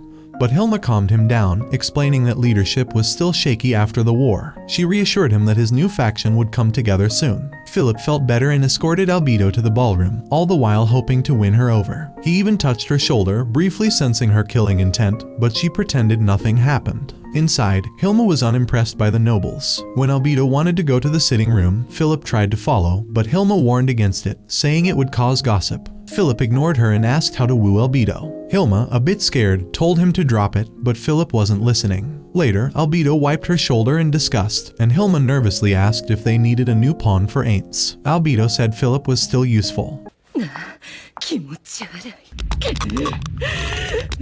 In the sitting room, Albedo met with the Eight Fingers to discuss smuggling plans. That night, Albedo caught up with a thrilled Renner who had received praise from Ainz. Renner confirmed she knew what to do next, and after the business was settled, they had some girl talk about Climb and Ainz. As Albedo prepares to head to Riesti's, Ainz reminds her to stay cautious, especially after the mystery of Shell Tear's incident. He checks if she's ready with countermeasures but awkwardly changes the topic, not wanting to break his Overlord persona. Out of nowhere, Ainz tells her to be careful of catching a cold. Despite her immunity, Albedo, ever dramatic, requests a kiss to boost her immunity. Hey, come on, baby! Come on! Ainz, trying to stay composed, gives her a quick peck on the cheek. Why are you gay? but Albedo bursts into tears, leaving Ainz awkwardly hugging her until she calms down. After apologizing, Albedo bids him farewell, calling him Lord Mamunga. Once she's out of sight, Ainz orders Lumiere to forget everything, to which Lumiere nods. Meanwhile, in the slain theocracy, Cardinal Raymond leads a panic session over Ainz's new sorcerer kingdom.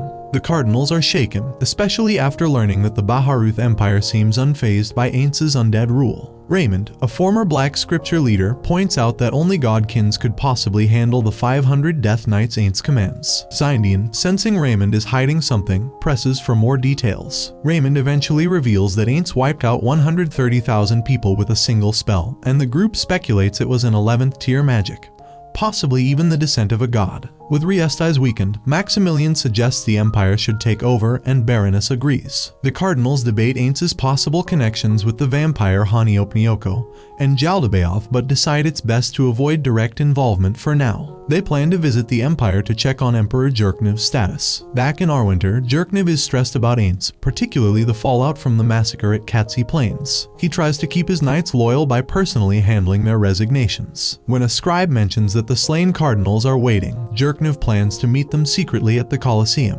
That evening, Jerkniv, Baziwood, and Nimble head there, with Baziwood ready for counter-espionage and Nimble noting that adventurers make the best spies. Inside, Jerkniv watches a gladiator match for a brief moment of peace before meeting Raymond and Baroness. As they discuss strategy, the announcer suddenly declares Ainz Gown as a surprise challenger. Jerkniv is shocked, and the Cardinals accuse him of setting them up. Ainz casually floats up to the booth, and Jerkniv realizes Ainz has been manipulating him all along. Ainz Ooal Gown 陛下です。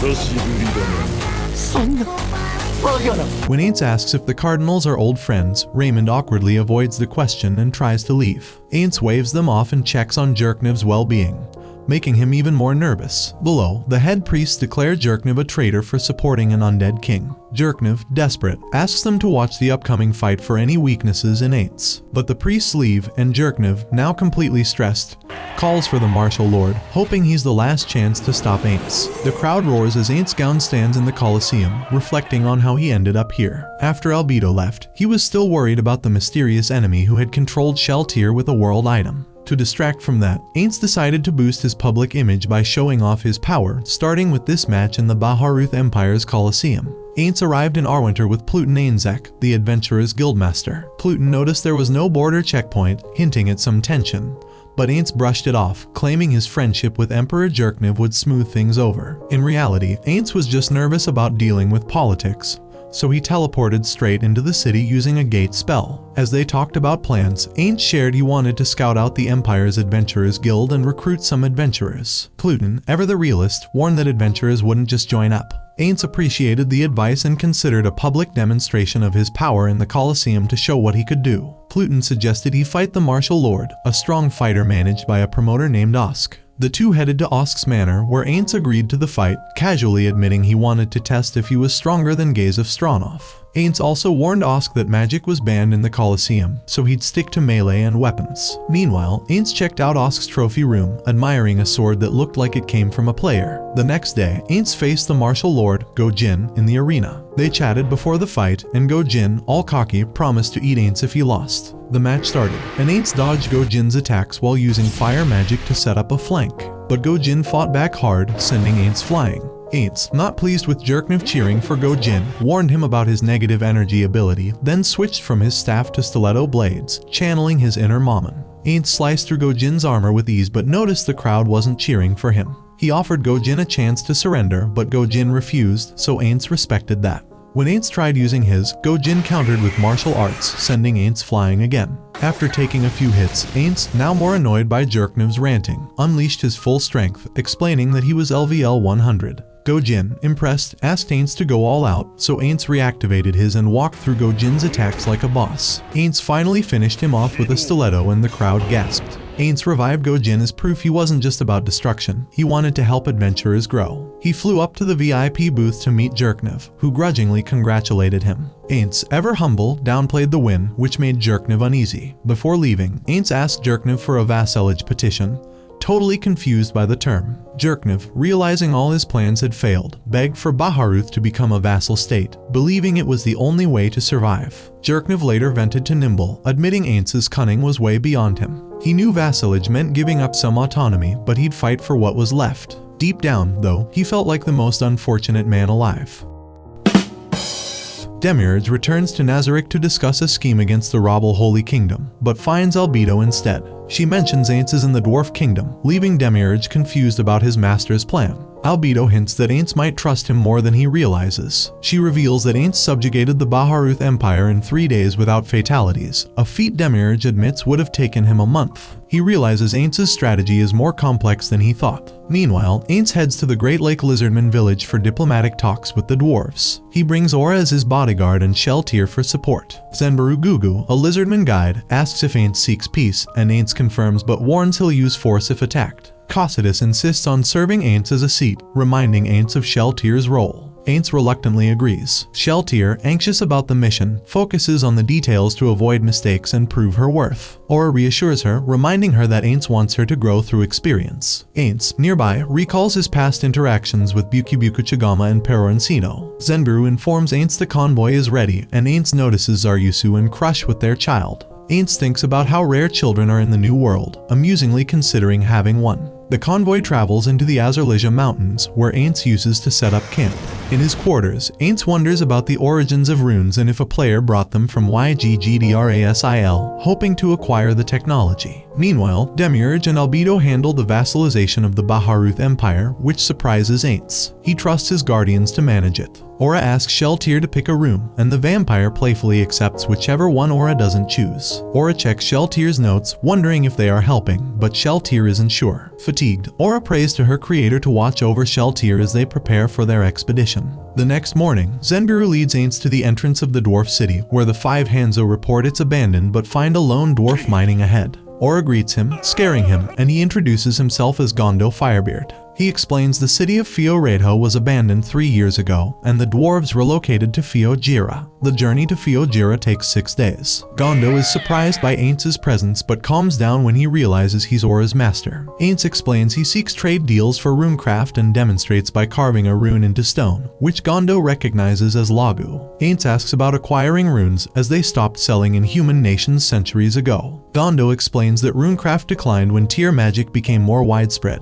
He comes from a runesmith family and hopes to revive runecraft, even though he isn't as skilled as his father. Despite the despair of many dwarves, Gondo is determined to pass on the craft to his children one day. Hearing Gondo's dedication to preserving his father's name, Ainz offers his patronage, planning to unite all runesmiths under Gondo's leadership in exchange for Gondo's service. Gondo eagerly accepts the offer. When they emerge from the tunnel, Gondo is shocked by Ainz's convoy, and Sheltir reports the discovery of 100 unknown demi-humans. Gondo identifies them as Quagoa, a violent race that forced the dwarves to abandon Fioredo. They consume rare metals in their youth to strengthen themselves and have armor like pelts. Intrigued, Ainz orders Sheltir to capture the Quagoa. After a successful plan with the Hanzos, secures the Quagoa. Ainz orders Sheltir to interrogate them, but the leader refuses. Sheltir uses, and although the leader unintentionally insults her, Ainz maintains control. The Quagoa leader reveals that they serve Clan Lord Piriro and were tasked with killing any dwarves who fled after an attack on the northern city. The leader then maliciously mentions that the Quagoa found a way around the Great Rift and planned to destroy the fortress protecting the bridge, eradicating the dwarves. Gondo is shocked by this revelation. As the Quagoa advance on Fiojira, the commander-in-chief orders the city's doors sealed. Lightning mages stall the Quagoa long enough for the doors to close. While discussing abandoning the city, a messenger reports that an undead at the surface entrance has information about the Quagoa. Ainz Gown's group reveals that the Quagoa bypassed the Great Rift. Ainz introduces himself, offering information in exchange for trade talks. The commander agrees to relay Ainz's offer to the Regency Council and lets him in after Ainz complains about slow political meetings. Meanwhile, Quagoa Lieutenant Yazu is ambushed by Death Knights but retreats, thinking they're golems. He reports to Lord Piriro. Back in Fiojira, Ainz and his group are escorted to a reception room. Ainz vents to Aura, Sheltir, and Zenbaru about the Death Knight's defeat and wonders if a player is involved. He is soon brought before the Regency Council. The Master of Caves and Mines asks if Ainz is just here for trade. and Ainz confirms he wants food, ores, and dwarven gear. The merchant guildmaster asks what the sorcerer kingdom offers in return, and Ainz says he wants ores and equipment. The forgemaster warns that it may take time to respond. Noticing the Quagoa threat, Ainz offers to help her take the dwarven capital, Feoberkana. The commander agrees, but the council remains suspicious. Ainz insists his goal is peace and offers to bring runesmiths to his kingdom to craft magical items. The forgemaster hints that Ainz might want slaves, but Ainz denies it, saying he wants exclusive runecraft. The merchant guildmaster suggests Ainz wants access to crafted items, but Ainz declines, preferring to produce the runecraft himself. The cabinet secretary says they'll decide by tomorrow, but urges Ainz to wait in the reception room due to the Quagoa threat. Later, the council agrees to Ainz's terms. The master of caves informs Ainz they'll send the runesmiths, but with inspectors to ensure fair treatment. Ainz agrees, reflecting on his experience with labor contracts. Meanwhile, Gondo Firebeard jokes about not sharing booze but promises it after the meeting. Ainz requests to relocate the runesmiths to his kingdom. A dwarf questions why, but Ainz reveals a YGGDRASIL sword with 20 runes, astonishing the dwarves since the most they'd ever crafted was 6. Ainz explains that the sword's craftsmanship is a lost art and he wants to restore it. The runesmiths eagerly agree to help. Gondo, grateful, asks if the council gave all the runesmiths to Ainz, and he confirms. Ainz asks Gondo to guide them to the ancient capital, where a book on runecrafting is stored. Gondo assures him it's not theft, as the nation abandoned the craft. Ainz jokes about potentially losing his sight during the visit. The next day, Ainz's party uses to cross the rift. As they approach the capital, Ainz reflects on the Quagoa's destruction and the upcoming battle with the Frost Dragon, ordering Aura and Sheltier to deal with any resisting Quagoa. In Feoberkana, Yazu reports to P. Ryuro about the bridge battle, and Ryuro, worried the dwarves might have more golems, orders civilians to evacuate. A messenger arrives with news of a group approaching the city, and Ryuro plans to ask the dragons for help, hoping both sides take losses. Meanwhile, Olasurdark at the royal treasury gets a request from the Quagoa offering a bag of gold. His concubines debate it, and Olasurdark demands 10 times the gold. He then sends his son Hegemel to negotiate, even though Hegemel's been locked in a library. Hegemel is dragged out and reluctantly agrees to go, thinking he can scare the invaders with just his presence. On the path, Hegemel spots Ainz and mistakes him for an elder Lich. He panics and prostrates himself, but Ainz calmly introduces himself. Ainz inspects Hegemel, amused by his roundness, and asks about other dragons. Hegemel nervously confirms there are more dragons, and Ainz decides to take him along. Aura then asserts dominance with a breath attack, making Hegemel wet himself. Ainz compares it to a dog's reaction, much to Aura's amusement. Gondo asks what's next, and Ainz orders Aura and Sheltier to deal with the Quagoa while he takes Hegemel and Gondo to the royal capital. Hegemel leads them to his father and 3 wives, and Gondo asks Ainz to spare Hegemel's mother, which Ainz promises to consider. Hegemel thanks Ainz endlessly, but Ainz insists on being called Lord Ainz or the Sorcerer King. In the royal room, Hegemel introduces Ainz, causing Olasurdark to explode in anger. Ainz coldly offers to spare him if he submits, but when Olasurdark questions Ainz, the undead sorcerer uses, instantly killing him. Ainz turns to Olasurdark's 3 wives, threatening to kill the others for parts. All 3 claim to be Hegemel's mother, and after a brief chat, Ainz spares them and asks them to gather all the dragons for his proclamation. Standing atop Olasurdark's corpse, Gondo urges Ainz to open the treasury. Ainz obliges using a powerful item, revealing a vast wealth of gold. Elsewhere, Aura traps the Quagoa population, and Sheltier waits to see if anyone will submit. They find no one who could have defeated the Death Knights, and Aura reveals that Ainz already figured it out. The Death Knights were defeated on the other side of the Great Rift. Back in Feoberkana, Ryuro notices Aura and Sheltier descending. After some confusion, he tries to talk to them. Sheltier announces they'll subjugate the Quagoa, but Ryuro warns of his 60,000 strong army. Aura interrupts, stating that if 10,000 Quagoa aren't left alive, they'll keep attacking. Ryuro sends in his chosen heroes to buy time, but Sheltier effortlessly cuts through them, leaving the Quagoa in disarray. Realizing they can't win, Ryuro wonders why the Sorcerer Kingdom didn't reveal their power earlier, growing remorseful as the battle turns hopeless. Back at the royal treasury, Hegemel introduces the remaining dragons, all pledging loyalty to Ainz, who stands tall. However, one dragon, Torrengilet, refuses to submit. Ainz invites him to attack, but Torrengilet is swiftly killed by Ainz's. Dominating the room, Ainz stands on the fallen dragon, and the rest of the dragons quickly bow in submission. Later, Hegemel escorts Ainz to Aura and Sheltier,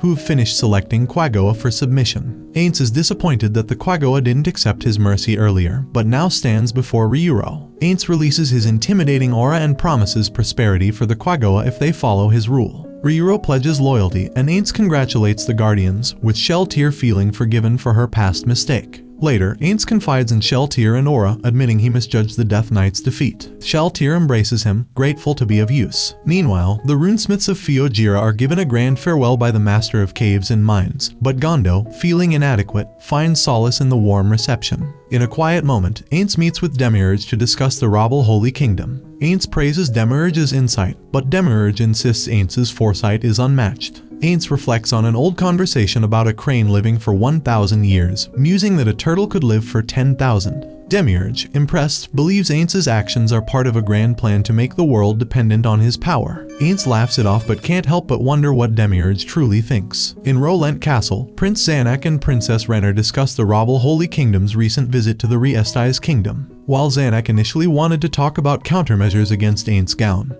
he listens to Renner's advice on sticking to their foreign policy. Zanak is frustrated by the increased workload, especially after the kingdom's negligence led to asking the Sorcerer Kingdom for help in their war against Jaldabaoth. Ainz not only defeated Jaldabaoth but is also sending relief supplies for the Rabble Kingdom through Riesti's, which Zanak reluctantly allows, even accepting tariffs and trading with Ainz's kingdom. Zanak is worried that Ainz's generosity is part of a larger scheme, similar to how the Baharuth Empire became a vassal. Renner suggests submitting to vassalization as well, but Zanak doubts the nobles would agree. They also discuss Zanak's eventual ascension to the throne, with Renner hoping it happens soon so he can fulfill his promise to her. Meanwhile, Philip, feeling down about his situation, meets with Barons Wayne Delvin and Igor Rokerlin. Philip is frustrated with the commoners in his domain, believing they are hindering his ability to make money by not growing the crops he suggested. The two barons sympathize, and Philip vents about how the ignorant people in his domain smother those with talent. They discuss Philip's connection to Hilma Signius and his correspondence with Albedo. Wayne reveals that the Sorcerer Kingdom uses undead to tirelessly cultivate crops, which allows them to send cheap food shipments to the Holy Kingdom, much to Philip's frustration. Philip hatches an idea and asks if his guests have time to spare. In Nazarick, Albedo is diligently filing paperwork and reflecting on the progress of their nation's expansion. However, the sheer amount of paperwork and lack of manpower weighs on her, and she briefly considers asking Ainz for help. When she comes across a report about complications with a transport meant for the Holy Kingdom, she becomes confused and troubled by the contents. In Erantal, Ainz walks with Mammon and Nabe, enjoying a rare moment of public relations. He suggests they visit Yuri's orphanage, but just as the group is about to go, Intoma contacts Ainz with an urgent message. Albedo needs him in Nazarick immediately. In Nazarick, Albedo reports that a noble from the kingdom attacked a food shipment meant for the Holy Kingdom. Ainz quickly realizes that Philip, a foolish noble they control, is responsible. Ainz uses to confirm Hilma's innocence and orders her to create plans to deal with Philip. Hilma, relieved, shows trust in Ainz, surprising her colleagues. Later, Ainz asks Albedo to explain the carrot and stick plan to everyone. Albedo reveals the goal was to start a civil war in Riesti's and take control of the people, but Philip ruined it by acting stupidly. Demiurge suggests Philip's actions were due to his lack of intelligence. The Guardians agree, and Ainz, unsure, starts to reconsider the situation. Demiurge remembers how Ainz used the carrot and stick approach before and links it to the kingdom's attack. Ainz, too embarrassed to correct him, agrees. Albedo praises Ainz's cleverness, saying the kingdom must face punishment for attacking without reason, setting an example. Ainz, confused but agreeing, is unsure how everything turned out this way. In Rolent, Zanak reads a report about Riesti's forces seizing food meant for the Holy Kingdom, a hostile act recognized by several nations, including the Sorcerer Kingdom. King Ramposa asks if a third party was involved, but Zanak confirms the kingdom is directly responsible, naming Philip as the culprit. The nobles are angered, and Zanak suggests executing Philip to reconcile with the Sorcerer Kingdom. Ramposa refuses, questioning if Zanak would act the same if he were king. Zanak mentions the massacre at Katsi Plains and opposes war. The Minister of Internal Affairs suggests vassalization like Baharuth, but the idea is rejected. A herald announces Albedo's arrival, and Ramposa orders a reception. Albedo explains the situation, and Ramposa bows an apology, asking if forgiveness is possible through sacrifice. After Ramposa III asks Albedo if sacrificing himself could bring forgiveness, the Riesti's nobility is stunned. Albedo realizes she misjudged him, as he'd never have begged for mercy before. She wonders if it's because of Gazef's absence or Prince Zanak's influence. Regardless, she announces the Sorcerer Kingdom's formal declaration of war on Riesti's, which will begin in 1 month or sooner if they invade Erantal. Albedo assures there will be no large spells used in the war, and it's all a surprise, not some long con scheme. 手は貴様らの謀略だろう人間1ヶ月後を待たずに死にたいの。 Meanwhile, Brain-Glaus watches orphans train in swordsmanship. A disciple tells him no troops have been deployed yet, and Brain wonders if it's just a bluff. He rejects that, reflecting on his battle with Gazef and how the Razor Edge might actually hurt Ainz. He senses the Sorcerer Kingdom is up to something and plans to move the orphans to a city in the Argland Council state. The disciples agree to help. A month later, Ainz praises Demiurge for hiding troop movements and Albedo for convincing nobles to defect. He stresses the importance of preventing Riestais from getting outside help and mentions the need to destroy border towns, but so far, no major issues. Ainz talks about lessons learned from setbacks, like Cocytus' defeat, as they may face more challenges ahead. Demiurge agrees, and Ainz orders preparations for the possibility of an enemy guild. Albedo informs Sheltier that Ainz will lead the next battle. Cocytus and Aura note the military's weakness, while Mare reveals the next target, Ainz Ooal. Ainz reflects on when Sebas took him to the frozen prison, where Pestania and Negrito wanted to speak with him. In the prison, Negrito asks Ainz to stop massacring Riestais, but Ainz refuses, telling her to take it up with Cocytus. Pestania agrees with Ainz, and Negrito argues that mercy would benefit Nazarick. She mentions human innovation, like the evolution of biscuits in Erantal. Ainz counters, worried progress might lead to rebellion. Pestania suggests that letting survivors escape could spread Nazarick's influence. After thinking it over, Ainz agrees to let a few humans escape, which pleases them. Back in Ainz Ooal, Count Nira and Skama Elbero watch as the undead approach. Skama guesses they're raised villagers and confirms reports of survivors. She's uneasy about two powerful undead, the Death Knight and the new Death Warrior, but Nira stays calm, relying on his mithril-ranked 4 armaments for protection. Skama suggests fleeing, but Nira believes escape is useless since the Sorcerer Kingdom wants to wipe out all of Riestais. He rallies his troops and announces that 4 armaments will lead the charge. As preparations unfold, Lilinette Peony demands a rare magical item as a reward. When Nira mentions the 5 colors holy sword, Lilinette asks for it. Nira says she must become his 12-year-old son's concubine to earn it. Shocked, Lilinette learns he means his kid, which disgusts everyone. Skama confirms Lilinette's intent, and Nira accuses her of targeting his son. Lilinette's comments make the men uncomfortable, but Skama thanks Nira for the humor as the troops move out. Outside the city, the undead approach. Skama orders an attack to assess the Death Knight and Death Warrior. The archers take down zombies, but the Death Knight charges, unaffected by magic. Skama wonders why the Sorcerer Kingdom only sent 2 powerful undead. 4 armaments intercept the Death Knight, and magic casters keep attacking. After a spell stuns the Death Knight, Skama and Lilinette buff her, but the Death Knight remains standing. Skama binds it at the gate with, while the magic casters handle the horde. The Death Warrior joins, and Skama orders a retreat, stalling the undead. Eventually, the Death Knight is killed by a sniper shot from a Red Drop adventurer, who then takes down the Death Warrior with a Gatling weapon. Back in Nazarick, Ainz watches everything unfold as expected, surprising his guardians. Ainz Gown watches the Battle of Ainz Ooal unfold through the mirror of remote viewing, suppressing his emotions as the guardians react. Ainz claims his secret plan succeeded, with Cocytus and Sheltier agreeing. Aura asks about the armored figure, and Albedo identifies him as a member of the Red Drop Adventurer team, operating in the northern Riestais kingdom. Ainz acknowledges it and plans to head for the capital, keeping his promise to Pestania to allow the humans to flee. He then orders to reveal their movements and raise the kingdom, demonstrating the price for defying the Sorcerer Kingdom. At Rolent Castle, Crown Prince Zanak, having deposed his father, Ramposa III, discusses the situation with Princess Renner. They deduce the invasion was orchestrated by traitors, likely Marquis Revan. Zanak prepares for battle, aiming to rally the people and defend the capital. Renner agrees to flee when necessary. Meanwhile, Blue Roses attend a covert meeting. Lachius warns her team about her uncle, Azathandra, and they find him in an uncomfortable situation with courtesans. The meeting then shifts as they are confronted by 4 individuals, including Quaes Hazia Quincha, who reveals they are from the Black Scripture of the Slain Theocracy. They seek Blue Rose's help against the Sorcerer King. Lachius refuses, and the party stands by her decision. Quaes respects it but hopes for future assistance. Azoth later tells Lachius he will face the Sorcerer King alone, knowing he likely won't survive, but he'll escape better without his team. Crown Prince Zanak ventures out from his army to request an audience with Ainz Gown. Despite Albedo's desire to kill him, Cocytus advises meeting him to avoid appearing closed-minded.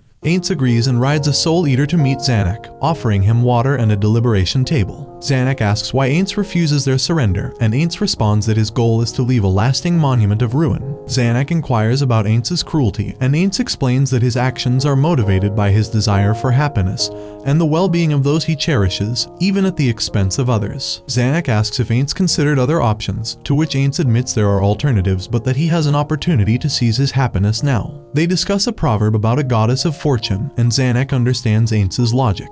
Before leaving, Zanuck mentions Razor Edge, confirming that it is in the royal capital with Brain Unglaus. Zanuck asks for a merciful death, and Ainz agrees. Zanuck also asks about his brother's fate, and Ainz confirms his likely death at the hands of his subordinates. Grateful, Zanuck departs, thinking Ainz is acting like a true royal. Back at his camp, Zanuck reflects on the meeting and realizes he is unfit to rule, wishing to make Re-Estais respectable. He confirms to his nobles that the surrender was refused. The Minister of Military Affairs expresses regret over the loss of Gazif's experience, and suddenly, nobles barge in, having killed the guards. They plan to offer Zanuck's death as a pledge of loyalty to Ainz. Zanuck refuses to surrender and draws his sword, challenging them to attack him. Meanwhile, the traitorous nobles approach Ainz, offering Zanuck's head as a sign of loyalty. Ainz orders Albedo to bury Zanuck respectfully and questions the fate of Zanuck's armor, which pleases him. He agrees to spare the nobles' families but directs Albedo to take them to Nurinist Painkel. Ainz orders Aura to ensure the nobles beg for death before Nurinist kills them slowly. Ainz then loses interest in mercy and commands Mare and Cocytus to slaughter everyone in Re-Estais. At Rolent Castle, King Ramposa III realizes the fall of his kingdom as he loses contact with Zanuck's army. Saddened by the loss of another son, he orders the castle to evacuate but chooses to stay and face the Conqueror as the last king of Re-Estais. Meanwhile, at the Eight Fingers hideout, Ampatif Kakodal suspects foul play as he notices odd behavior among the group, including their significant weight loss. His suspicions prove true when Sheltir Bloodfallen arrives and orders the relocation of around 1,000 people before the royal capital's destruction.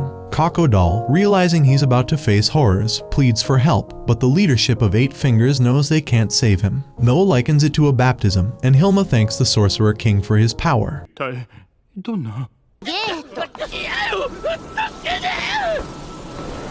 The next morning, Cocytus, Aura, and Mare lead the invasion of Re-Estais, with Ainz casting buffs and preparing for an enemy attack. Azith Aindra arrives, and Ainz reminds Albedo to gather information. Azith launches an attack but is quickly overpowered by Albedo. She insults him, realizing he's far weaker than her. Meanwhile, Ainz faces another warrior, Riku Aganea, whose physical power and defense are formidable. Ainz offers Riku a chance to join him, deducing he's more valuable than the kingdom. However, Riku remains silent, showing no allegiance to the kingdom, which intrigues Ainz. As negotiations with Aganea fail, he casts, and Ainz's HP decreases. Attempting to use, Ainz is blocked by Aganea's earlier spell and realizes the barrier also prevents physical items from leaving. Sensing Aganea closing in, Ainz casts to withstand a knockback attack, but Aganea's HP continues to lower. Aganea warns Ainz of his impending death within the barrier, but Ainz responds by casting, though he misses Aganea's dodge. When the broadsword swings again, Ainz uses the blasting staff to repel the attack, but fails with, revealing that Aganea's armor is remotely controlled. Ainz, now backed against the barrier, casts to gain altitude and recasts. Despite blasting Aganea with, Ainz is struck, but uses the blasting staff to knock Aganea back, saving himself from a critical hit. Ainz explains the blasting staff's utility against strong physical enemies before summoning to hold Aganea off. Observing that Aganea specializes in hand-to-hand combat, Ainz concludes the warrior is a level 90 tank with remotely controlled weapons. Messaging Albedo to wrap things up, Ainz's Doom Lord is defeated. Ainz then summons to cast elemental magic, hoping to overwhelm Aganea. As Aganea charges in mid-monologue, Ainz pleads for him to listen, questioning his position if the war had happened to him. Aganea responds that leaders must take responsibility and protect the world, refusing to beg for forgiveness. As Albedo intervenes, easily overpowering Aganea, Ainz invites him to join Nazarick. Aganea dispels Ainz's buffs and leaves, with Ainz assuring him that he's always welcome. With the barrier gone, Ainz and Albedo decide to return to Nazarick, aware that they may still be under observation. Azith meets Saint Dorcas, who controls Aganea's armor. Azith admits his battle with Albedo was futile, and both their efforts failed. Saint Dorcas blames Azith for underestimating Ainz's power, noting how Albedo breached his barrier. He suggests Ainz likely has 2 world items but didn't use one in their fight. Azith asks about Ainz's strength, but Saint Dorcas believes he can defeat him with his unique abilities. He also reveals Ainz called himself Riku Aganea and warns Azith to be careful as they are now enemies of the Sorcerer King. Later, Saint Dorcas considers killing Azoth to take his armor but decides against it. In Nazarick, Ainz, Albedo, and Demiurge celebrate their success. Ainz orders a full analysis of the battle and asks Pandora's actor to provide all details about Riku Agonea. In Nazarick, Pandora's actor recounts his encounter with Riku Agonea. Albedo questions if their master would ever act similarly, but Ainz approves of Pandora's efforts, appreciating that nothing was lost in misdirecting the enemy. Ainz remains puzzled by Riku's world isolating barrier, which behaves like a world item spell but drains HP, a feature not typically associated with world items. Ainz suggests staging another defeat against Riku, shocking his guardians, though he clarifies it's part of ensuring absolute victory. He considers the risk of death too great, knowing other powerful figures, like the 6 great gods, may possess revival abilities, but deems any loss without his death an acceptable risk. Ainz prepares to head to the royal capital, reflecting on the standards he must uphold as a villain. Meanwhile, in the royal capital, Renner, while helping children at her orphanage, reflects on the looming arrival of the Sorcerer Kingdom's forces. She rides with Climb to Rowlent Castle, where Blue Roses visits her. Renner notes their efforts to give her more time, but Lachius' group is soon ambushed. Tia poisons Lachius T, and with help from Gagarin, they weaken her and control her using a charm spell. Evili, watching the scene unfold, realizes Renner's calm demeanor suggests she anticipated something like this. Renner, recognizing their intentions, questions Evili, who reveals that Lachius would have sacrificed herself to protect the capital. Despite this, Renner and Climb refuse to flee, understanding their duty to remain. Tina returns with Brain, who, despite the bloodshed, doesn't intervene. When Evili suggests escaping, Brain chooses to stay, determined to confront the Sorcerer King. Renner expresses gratitude for meeting Climb and Sebas as Brain decides to fight for a future. Afterward, Renner, wielding a sword from her father, shows potential in combat but ultimately decides it's not for her, while Climb notes she could surpass him with proper training. Cocytus breaches the capital, freezing and destroying a section of the rampart.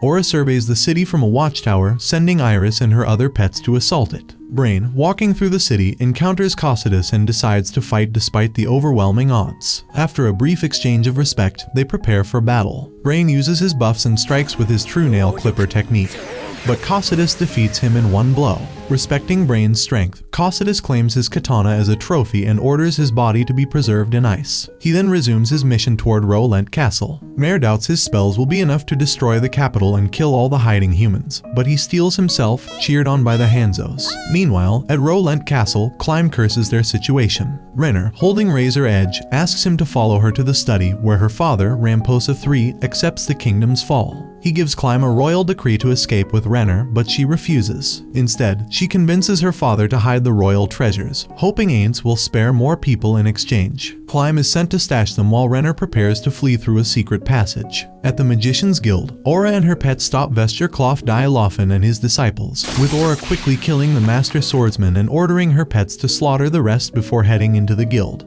Climb stashes the treasures in the warehouse, but on his way back, he finds the palace engulfed in ice. Mare warns him to leave as he plans to destroy the area. Climb avoids fighting and heads back, only to find parts of the city burning. Back at the palace, Climb finds Renner and Ramposa gone, with a note leading him to the throne room. He faces 7 frost virgins guarding the entrance and is allowed inside, where he finds Ainz and the floor guardians. Ramposa is dead, Razor Edge is bloodied, and Renner kneels, blood on her hands. Climb draws his sword to protect Renner. Demiurge commands Climb to kneel, and Climb realizes Renner was controlled to kill her father. Ainz speaks to Climb, recalling his connection to Gazef, and orders Demiurge to release him. Climb, filled with rage, draws Razor Edge, blaming Ainz for the kingdom's fall and challenges him to a duel. Climb charges, throwing Razor Edge, but Ainz easily knocks it aside and catches Climb's punch, breaking his arm. Ainz taunts Climb, saying if this were a story, his hidden strength would emerge.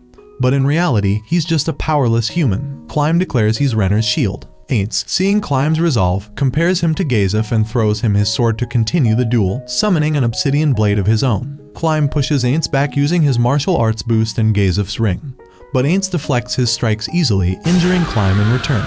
Curious if Climb's attack could damage his world item, Ainz decides to use magic instead. Climb charges again but is swiftly killed by